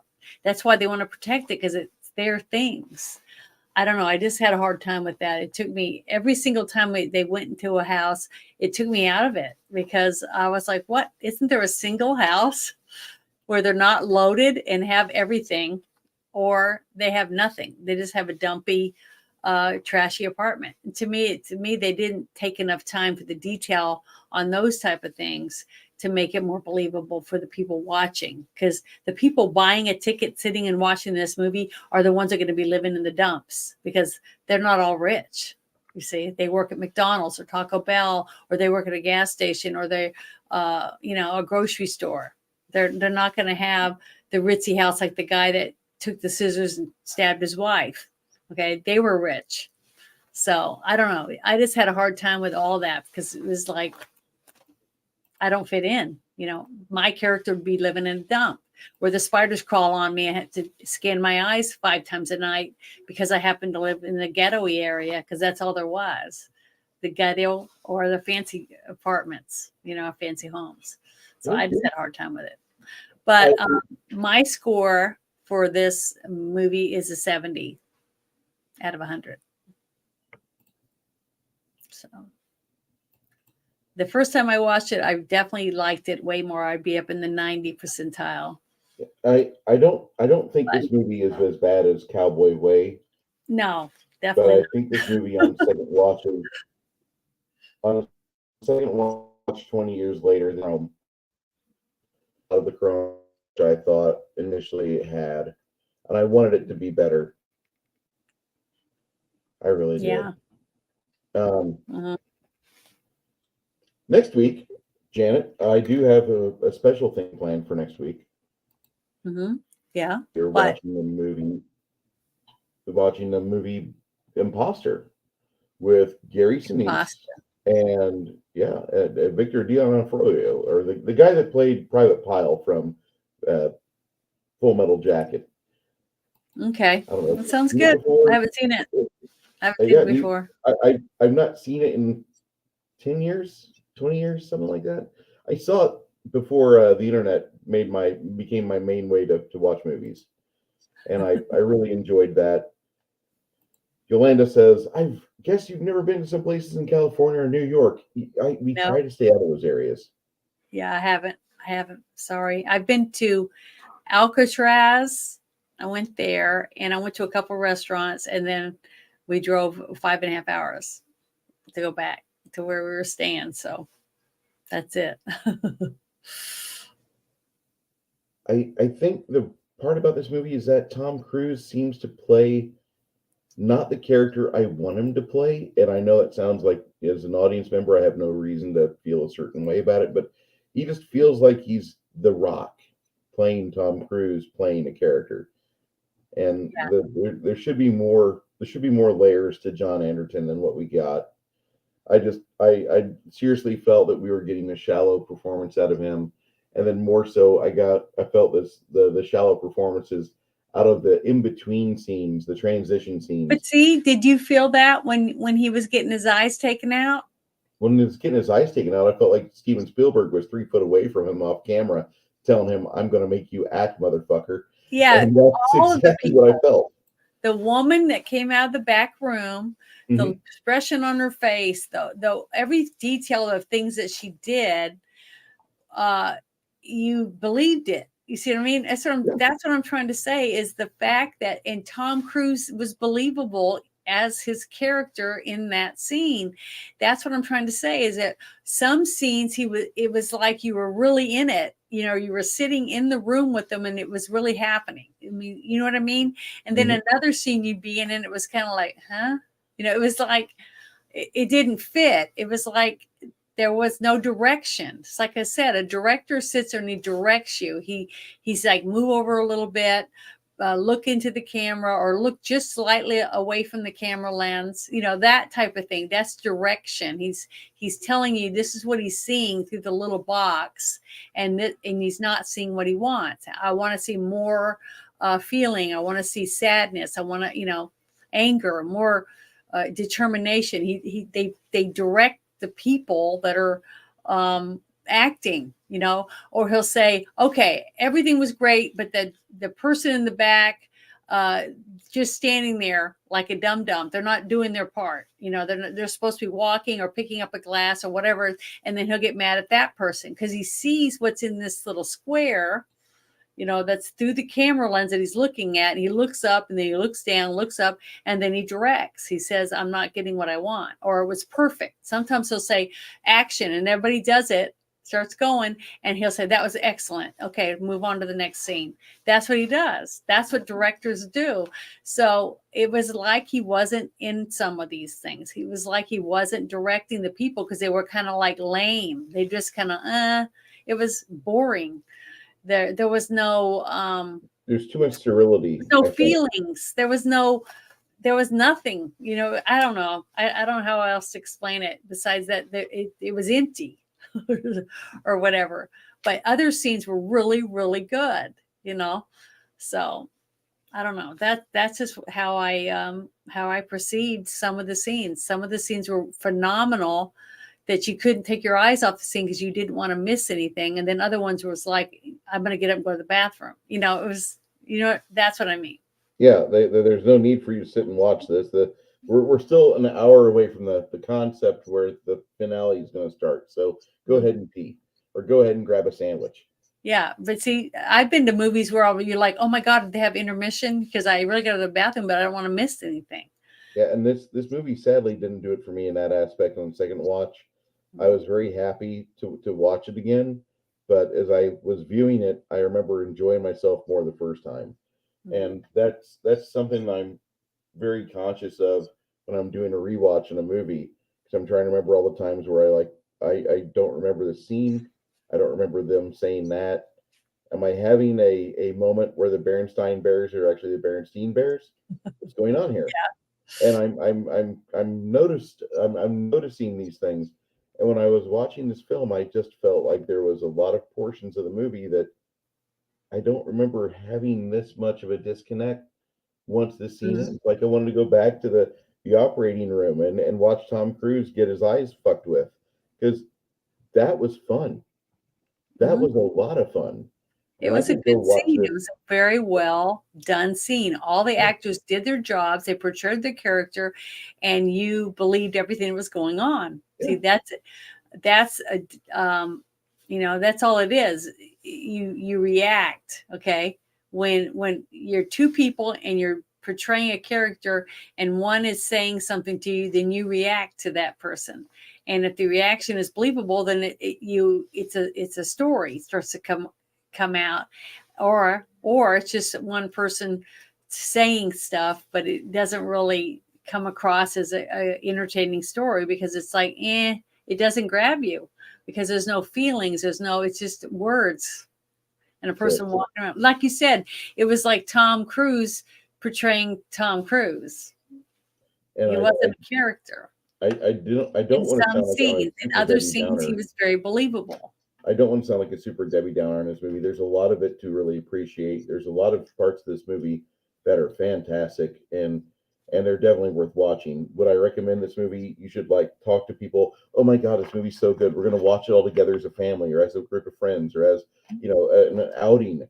We're gonna watch this movie as like the 22nd anniversary of the film being in theaters, June 21st. It's not that good. It's good enough to where if you see it on cable, you might enjoy it. But I truly think this movie falls apart the more I start to examine it, and I wish it wasn't that way. There's been other too. movies that have similar aspects to it that I think are really good. This one here, as far as like bringing the pre-crime in and the discussion of law enforcement to the table and a world that's outlived the Constitution, in their opinion, I think this movie offers a lot of potential discussion. This is a film that really you could have more fun with it discussing the implications at a Perkins or at a Denny's after the movie's over, 11 o'clock at night. You let out and you go sit with your friends, and you're waiting for your omelets and pancakes to hit the table, and you're wanting to discuss that. Yeah. This movie could be more fun if you're going to do that. But if you're going to watch a movie to have fun, I would say pass. I Yeah. like it. I don't like it that much, but I like it. Hey, Hungar the Strawberrian, how are you?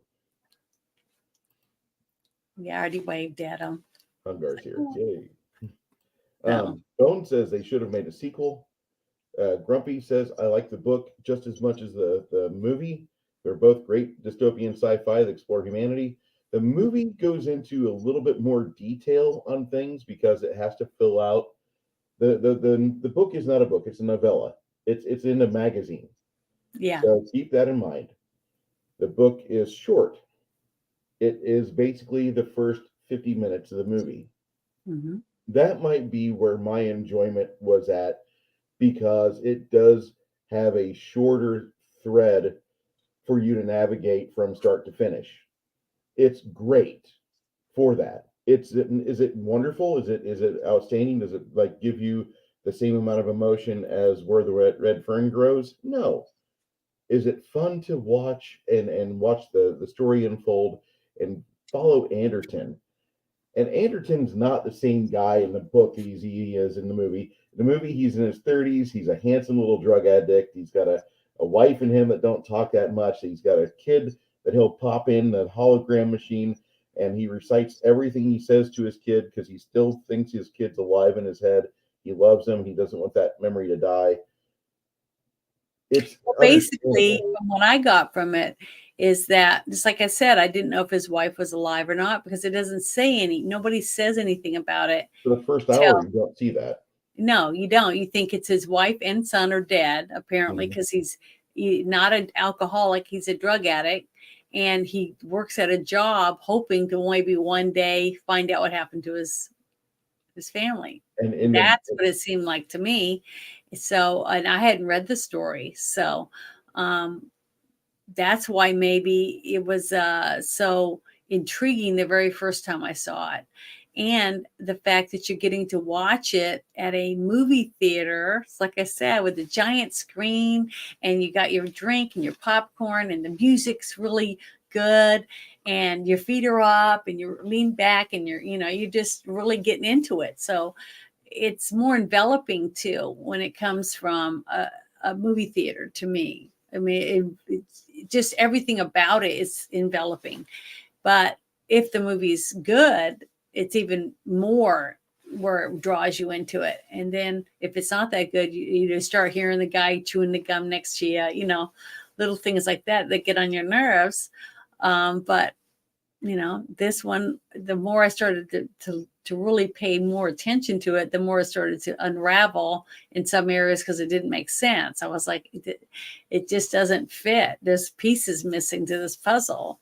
So, and the more I look at it, to me, it's not the editing that messed this movie up. And it really isn't the soundtrack, because without a director, you don't have any of the other things. Do you see what I mean? When the director doesn't step up and direct and then go back and sit and look at what's going on with the editing and all that, because you got to remember the director is the final say about all of it.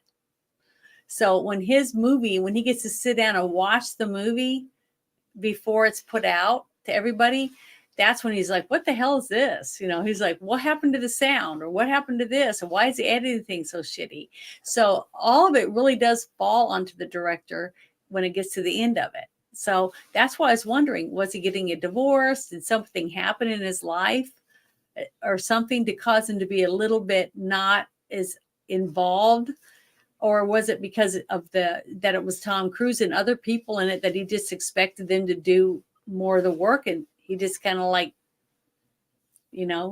wasn't there? Or was he having an affair? Was there a hot babe that he kept bringing to his trailer, during the filming? That's what I'm saying. I would like to get some more information on the actual stuff that was going on at the time he was being filmed. Just like what we found out with Cutthroat Island. You dig around, you find out, well, they were already $60 million of debt before they had the first day of filming. So people were spending money on hookers or whatever it was. They were, just like you said, the Blues Brothers, they were spending money on drugs and all that stuff for, a couple of the actors. And, that's where the budget was going. And that's why certain things took longer and longer to get finished, because we had dumb shit happening. But it was a good movie. I enjoyed it simply because you had so many talented people in it, and the story was pretty good, right? So you're going to have decent stuff. But I think it could have been way better, I feel, if the director had been more of a director in this movie on all the scenes, not just some of them. I think it would have been, I don't know what it could have been. It could have been a lot better to me, I think.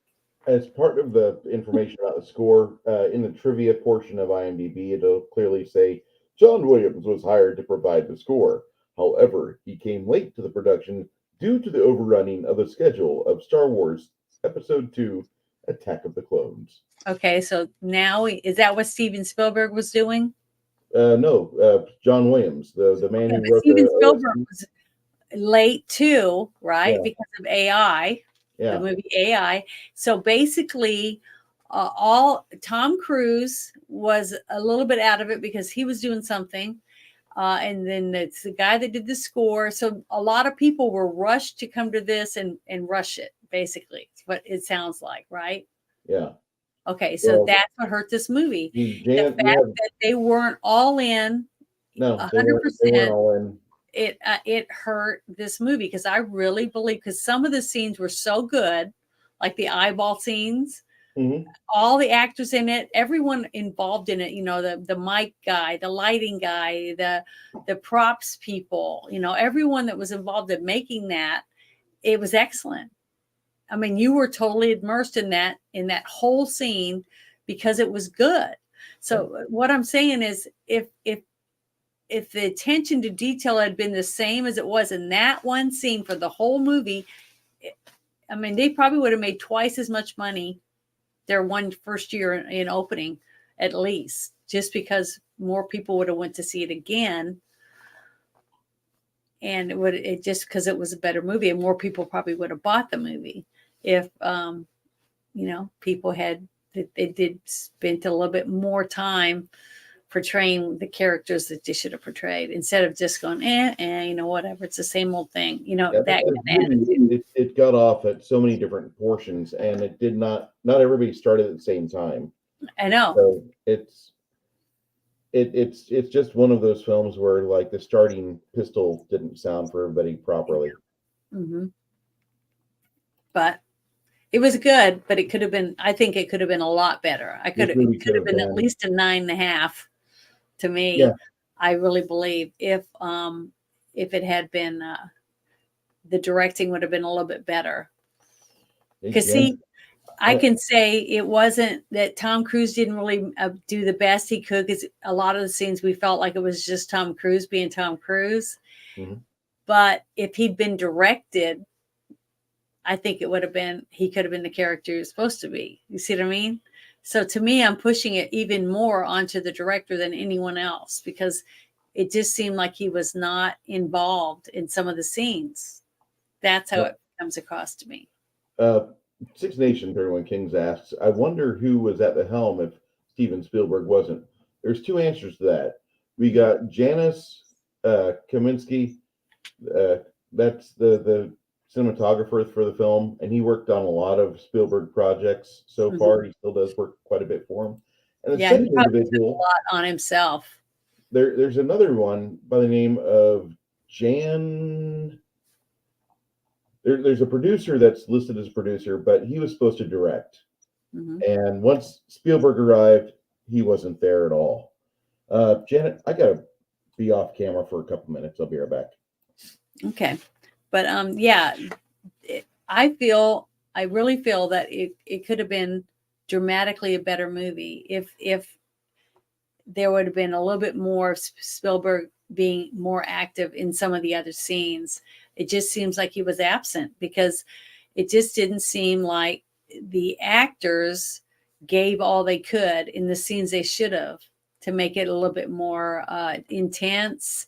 Or okay, like the scene at the when they're chasing Tom Cruise, okay, and the fight scenes and stuff, you could definitely tell that they were all in, that all the actors were doing their parts. I mean, the way that they fought with each other, the lines, the portrayal, that he felt, okay. And then the other guy, the friend of his that you could tell they'd built a good relationship up of almost 6 years, that he felt kind of guilty, because he didn't want to hurt him because they were friends. So a lot of that just seemed more emotional. It seemed more dramatic. It had a lot more. It just had a lot more going on, and I feel that's because they had a lot better direction for those certain scenes. And then the scene where he was getting his eyes done, the interaction between the three characters and the way that the scene was filmed, the angles of the camera, just all the different things, it seemed like it had more direction. So what I'm saying is the scenes where it kind of just seemed flat and you didn't really see the camera move, it just stayed in one place and everyone was kind of like just flat. It was like they'd say their line and it was just saying their line. They weren't living their line. They weren't portraying their line. To me, in those scenes, it just seemed like I don't think that either he wasn't paying attention or he wasn't thinking about what he was seeing. He was hearing the words and he was like, cut, okay, go to the next one. That's what I think he was doing, because he didn't seem like he was 100% in on some of the scenes, because it hurts. When a director's on set, he's supposed to direct, which means if he doesn't feel something from the way the lines are read or the way that their facial expressions don't go with what they're saying, things like that, the directors say, no, cut that, just do the whole thing over, start from the top. He makes changes and he says, I want to see more. I want to, if you're that angry, your veins would pop out, or just things like that. You'd grimace, or you need to cough in between that or something, put some more feelings in it. And that's what a director does. They direct you, they push you in a direction that they want to see for their scene. And I just didn't feel like all the scenes in the movie had that. And it felt almost like I could almost pick out which scenes were great and which ones were like the scenes with he's doing the car scene when it's coming down and he's jumping from one scene to another. It was like he'd done it a million times in other movies, so who cares? You don't need anyone there, right? But see, somebody should have been there, because it just didn't seem, to me, it just didn't seem believable. It seemed very, I don't know, boring. It's like, you know what I mean? And you don't want that, because that takes you away from the movie. It takes you out of what's going on and caring. You want to care about what's happening in the movie. And I felt like there was a lot of scenes where we didn't have that. So that was kind of bad for me. It took me away from the story. And the story, you're supposed to care about the characters, and you can't care about a character you don't want or you don't like or you don't connect with. And that's what a director's for. A director's supposed to help you care about the characters, even if they're bad. If they're a bad character and you want to hate them, well, you walk away going, he was okay, but because you didn't hate him enough. You didn't like the guy in the scene, the scene where he finds out the guy supposedly molested his kid and killed his kid or whatever. The whole scene seemed really good up to a certain point. Then it was like it dropped off. It was like you just didn't care anymore. It was like, I don't know. It felt like he was there for some of it. So this scene, it probably took a day or two to film this one scene for some reason, because it seemed like there was gaps in the acting ability of it. I don't know. It seemed like the girl did really, really good. The man that portrayed the crow guy that got shot and fell out the window, that they seemed very into their parts, but that Tom Cruise was kind of like not all in it to me. And that was just my point of view. But if you go back and you watch it, pay attention to it, because it seemed like he had me almost in tears when he pulled the picture out, the first picture of his son out, and he was talking about it. It was like he was really involved in it. But then when it got to the second half, after they had the tussle and the fight, and then he's standing up there, it was almost like his feelings were gone. Like he was just reading the lines. And then I just kind of like, what happened to the passion that I felt earlier? That happened to me 2 times in this movie. Okay, so that to me, that's why I didn't pick that one scene out, because you know how I am after everything I just went through with my own family. The whole thing with the little boy was very dramatic for me, but I got dropped out of it because of the one actor that you'd expect the most from. He was the one I got the least out of towards the end of the scene. It was like they split the scene up a few times to film it. Because remember, I told you, they film it from this direction, that up, or whatever, depending on the angles that they're going to use. And then they edit it together, right? Mm-hmm. But it just seemed like when got to the end of that scene that Tom wasn't in it, that he was there and he read the lines, but he wasn't emotionally involved anymore. I don't know if that makes any sense, but Bone asked, if Tom Cruise was not available, who would you want to fill the role, Janet from Another Planet? Oh God, I don't know. I'd have to think about it for a few minutes. Okay, I got it. I'm gonna throw my answer out there, even though it's not my question, but I would say Viggo Mortensen. He would be hard to cast at the time because he was currently in New Zealand. But this movie was set back so fucking much that they could have set it back another 2 years and then triggered the start pistol, and everybody could have came together at once. I think Viggo's a better actor than Tom Cruise every day of the week. There's not I'd have to think about that. I don't even know who was around back then. I'm just gonna say, ever since I saw Viggo in the movie Witness, like, you want to talk about underrated, like, actor, up until Lord of the Rings, Viggo, like, only if you watched small films did you know who Viggo is, because like he's been in like a Sandra Bullock film, he's been in Witness, he's been in some other small stuff, he's done Cronenberg. I fucking adore the work he's done. I don't know the guy personally worth a fuck. I don't care. He's probably a liberal. He probably like buys like cream puffs for people that are dying of diabetes or something. I don't know. But he's probably not the guy in my head, but I think he is. He seems like a quiet dude that just kind of goes under the radar, that looks for scripts and he takes it. And then he'll make a great movie.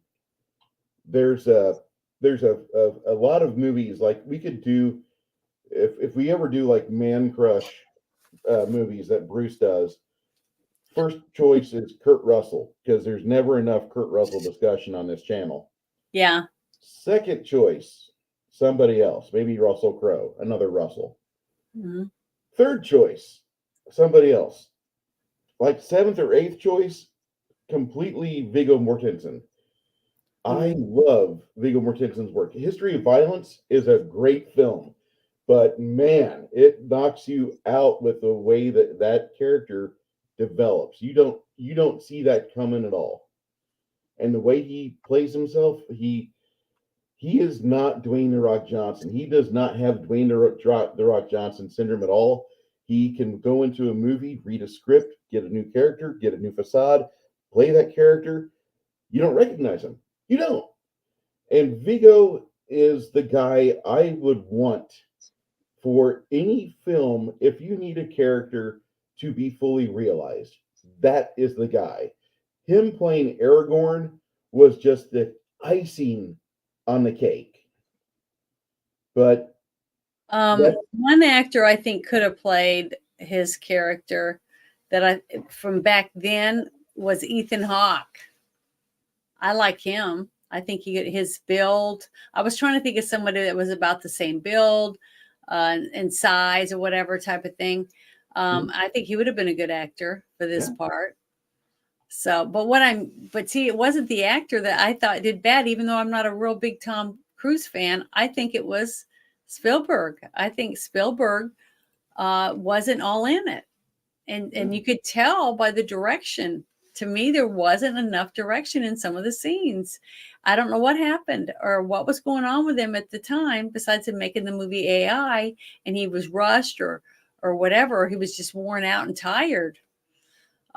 He just seemed like he just sat there and just let them do things, and because they were good actors, but actors need direction, and you're the one looking down at that little square over the lens, okay, of the camera, and that's what's going to be filmed. You're seeing exactly what's going to be in that, and it's his job to say, back up a little, look more this direction, you're flat or whatever, to direct the people. That's what he's supposed to do. He's supposed to be the director. And I could tell some scenes, it seemed like they were like wham, wham, wham. They did really good. In the beginning of that scene with the little boy with the pictures on the bed with all the other kids, it was great. Because I mean, I was almost crying at the part when I knew that he realized this guy's the guy that killed my kid, you know. And the girl did an excellent job because she knew that he was about to kill this guy because she had already seen it. So they were all emotional and stuff. And so was Tom Cruise at first. But then it was like they filmed it a couple times and then they changed the direction of the cameras and stuff like that. And it was like Spielberg probably said, I'll be back in a minute. And he went to this trailer, or I don't know what he did, but he wasn't involved in directing the second part of that scene. To me, it seemed like Tom Cruise just wasn't in it. I don't know if it was because Tom Cruise was worn out from the other movie he was in. I don't know. It's just a combination of a few things. But I think it could have been so much better if they had taken a couple months to rejuvenate or something, because I thought all of the actors were great, and some of the scenes were kick ass and other ones were like, and that's what hurt me. That's what took me away from the movie. This guy right here is Jan de Bont. Jan de Bont is a man who was born 17 kids into a Roman Catholic Dutch family. Wow. And I'm looking at the shit he's been involved with. Mm-hmm. Speed. He was the director for Speed, the producer for The Haunting, producer for Minority Report. He was the one on set until Spielberg got there. Then he fucking left. Then he was in Twister. He was a camera and electrical department, uncredited. Well, he might have left because he was told to leave. He was a cinematographer. Yeah, but he was probably told to leave. We're not going to pay you. We can only pay you this much money. So if you stay, you're only going to make this much. And he probably had more money somewhere else. All of these films, like right here, Parker Kane, Flatliners, Shining Through, Basic Instinct, Lethal Weapon 3. Those are all good movies. Those are okay movies. They're not great. Like this 5.1 to 7.0, that's about as good. Basic Instinct has one sequence in it which I fucking love. The rest of the movie I think is shit. And I know a lot of people disagree with me. That's great. I'm happy for you. Lethal Weapon 3, the weakest of the series. He was a DP on Hunt for Red October. Great movie. He was DP on Black Rain, which I felt is Ridley Scott's weakest movie that I've ever seen. Mm-hmm. And it's just, he was a cinematographer for Die Hard. That's his crown jewel right there. As far as work he's done, no matter what else is in his list of movies he's been part of, he topped out at Die Hard, and he should have retired since then. And I feel like he's the dick. Hey, Wolfton Media, Jan DeBon is a fucker that ruined this movie. I bet you he's the one that was on set the entire time,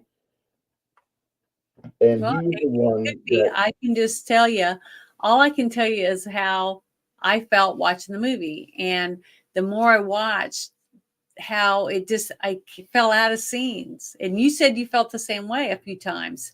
So you're going along, you're doing really good, and then all of a sudden you're like, what's going on? What happened? The scene started out good, but it ended like shit. So I don't know. That's all I can tell you, is that I felt like they weren't being directed. There wasn't a person there with the final say that was making sure the scene was what it should have been, because it wasn't. So that's all I can say.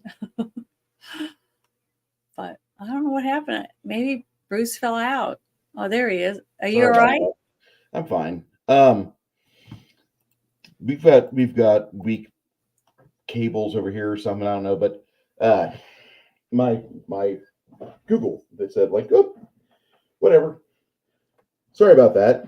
But yeah, the movie was good. I mean, it could have been better, but it wasn't. It wasn't a stinker or anything like that. It definitely made money and had great actors in it. Had a good story. It was very interesting. It just seemed, I don't know. That's the only thing I can think of. That's my biggest thing, is that I feel like there wasn't enough direction in some of the scenes. Yeah, there's a lot of this movie where you have a potential to where this movie could be great, and then you have 4 minutes of filler. It just that's exactly it. Filler.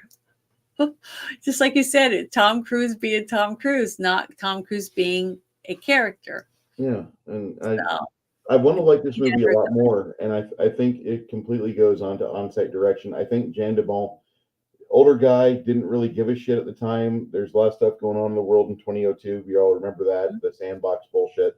Yeah. This movie should have been put on hold, and everybody rally together.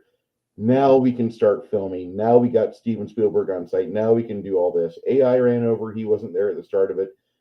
Tom Cruise had been doing MI2, so he got there late, and he wasn't part of the main assembly of people. So it looks like Jan DeBon and other producers were there. We're trying to fill in for Steven Spielberg, who's working on AI. And you have a bunch of other things, like John Williams didn't even get involved with the script, with the score, until like the last third of the movie's production. So he might have been really rushed. I think that's what it is. The music and with the scenes, because usually that part is all done in the editing part of it. Mm-hmm.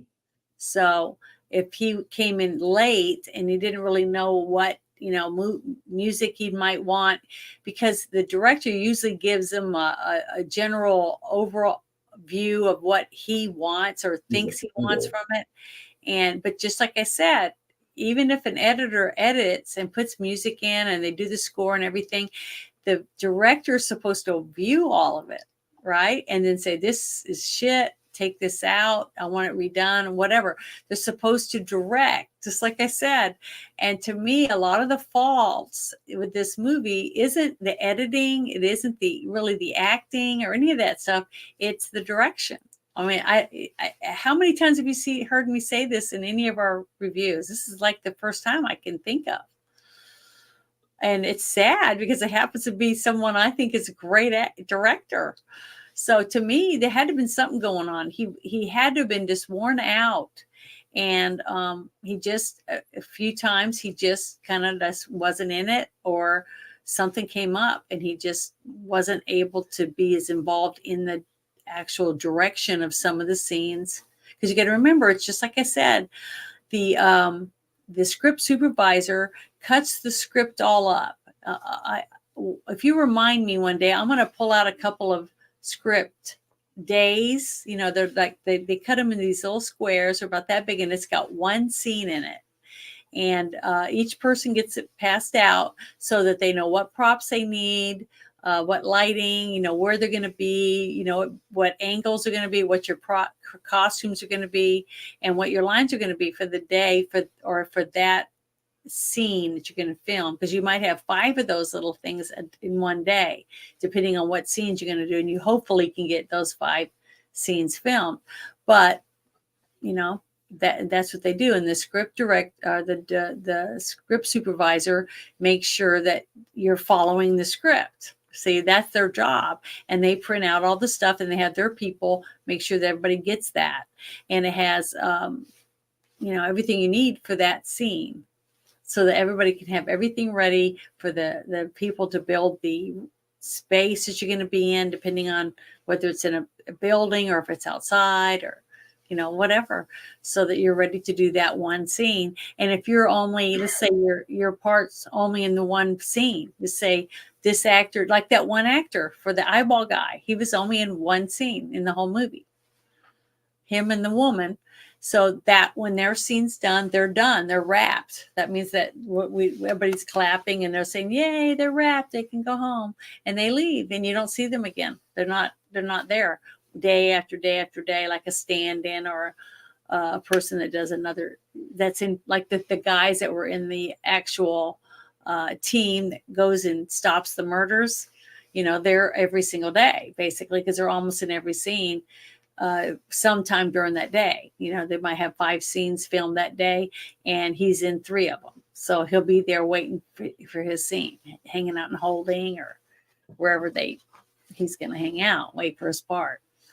So, that's how it's broken down. And that's why I'm saying, so the director is supposed to be at all the scenes, and sometimes that's a lot of work. So it depends on whether or not he's all in. By the 5th scene, he's probably going, "Oh, I'm just tired. I want to go home." But he's just watching him do the stuff, and he's like, "Oh, okay." And he's just not directing. He's not saying anything. He's just saying, "It looks okay. It looks okay," to himself to get it over with. So I think that's part of the thing I think hurt, because it could have been a blockbuster, I think, to where it really was like a mega movie. Yeah, I agree.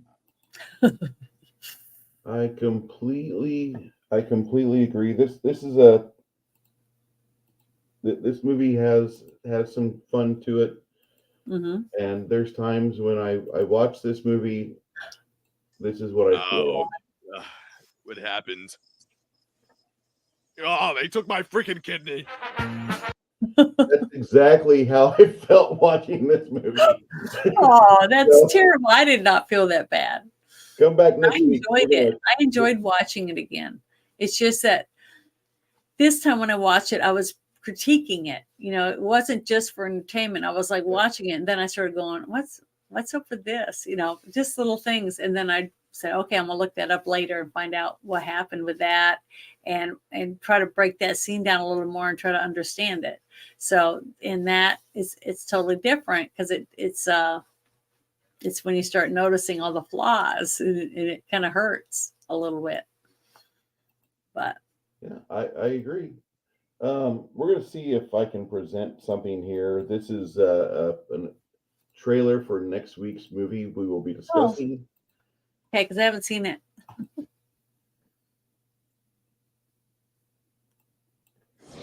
Miramax film. Spencer Oldham had the perfect life and a beautiful wife until access denied. I'm Major Hathaway. Enemy infiltration. What's this about? It's a genetic cyborg evolved from synthetic DNA. It breathes, sweats, bleeds. I'm a scientist. You things are really something. I love the way that this movie, the trailer is edited with such snap precision. Mm-hmm. I do not believe what they told you. I can't believe I haven't seen this movie with Gary Sinise in it. I've seen a lot of his films, but not everything. I don't want to believe. I love Madeline Stowe. I love Madeline Stowe. That's another reason why. Come to me. Help me, please. It's me. Imposter. Knock. Who's there? Not Spencer Oldham. Nope. So haven't I seen hope we get a chance to watch a great movie next Sunday. We're going to watch this in Discord. it. Mhm. Gary Sinise, Madeline Stowe, Vincent D'Onofrio, Onofrio, my bad. Tony Shalhoub, Tim Guinea, and Mickey Pfeiffer are in this film. This is a 2001 movie. It is the third of the 4 Philip K. Dick films. I just released the information for number 4. We're reviewing at the end of the month. Janet, the 4th movie in the series is a movie called Paycheck. Mhm. Have you ever seen that? It sounds familiar. Is it Mel Gibson? Nope. That's Who's in Payback. it? Who? Well, it's got Matt Damon, and it's directed by my favorite director of all time, John Woo. Okay, Matt Damon movie. I think I have seen it. It sounds familiar, Mackie. but I'll have to see the trailer or whatever and see if I remember it or not. Yep. All right. I will let you. But I haven't seen this one for next week. I'm looking forward to it. Appreciate that, Bone. If you want to stop by Discord, we'll be more than happy to have you in there. Yeah, we'll try to remind everyone that the movie and send the link out so you can come and watch it. There we go. If you want to come view it with us, oops. See, Payback. That's right. Payback was Mel Gibson. Yeah, Payback is Mel Gibson. Paycheck. Yes, yeah. This is the Auditor Hitman film. It's not quite the Adjustment Bureau. We've got another month of possible Philip K. Dick movies, which is great. For everybody that was here tonight, stopped by and said hello, including my neighbor Brooke. Hello. I'd like everyone to say thank you and appreciate you being here. I also want to thank my co-host Janet for not having the worst winter storm that we possibly could have had in Arkansas. Yeah, it wasn't too bad. No, it wasn't. We will be back next Monday night. A guy in a movie, reviewing the movie Imposter. Yes. Thank you so much. Thank you, guys. Bye. Oh, wait. Yeah.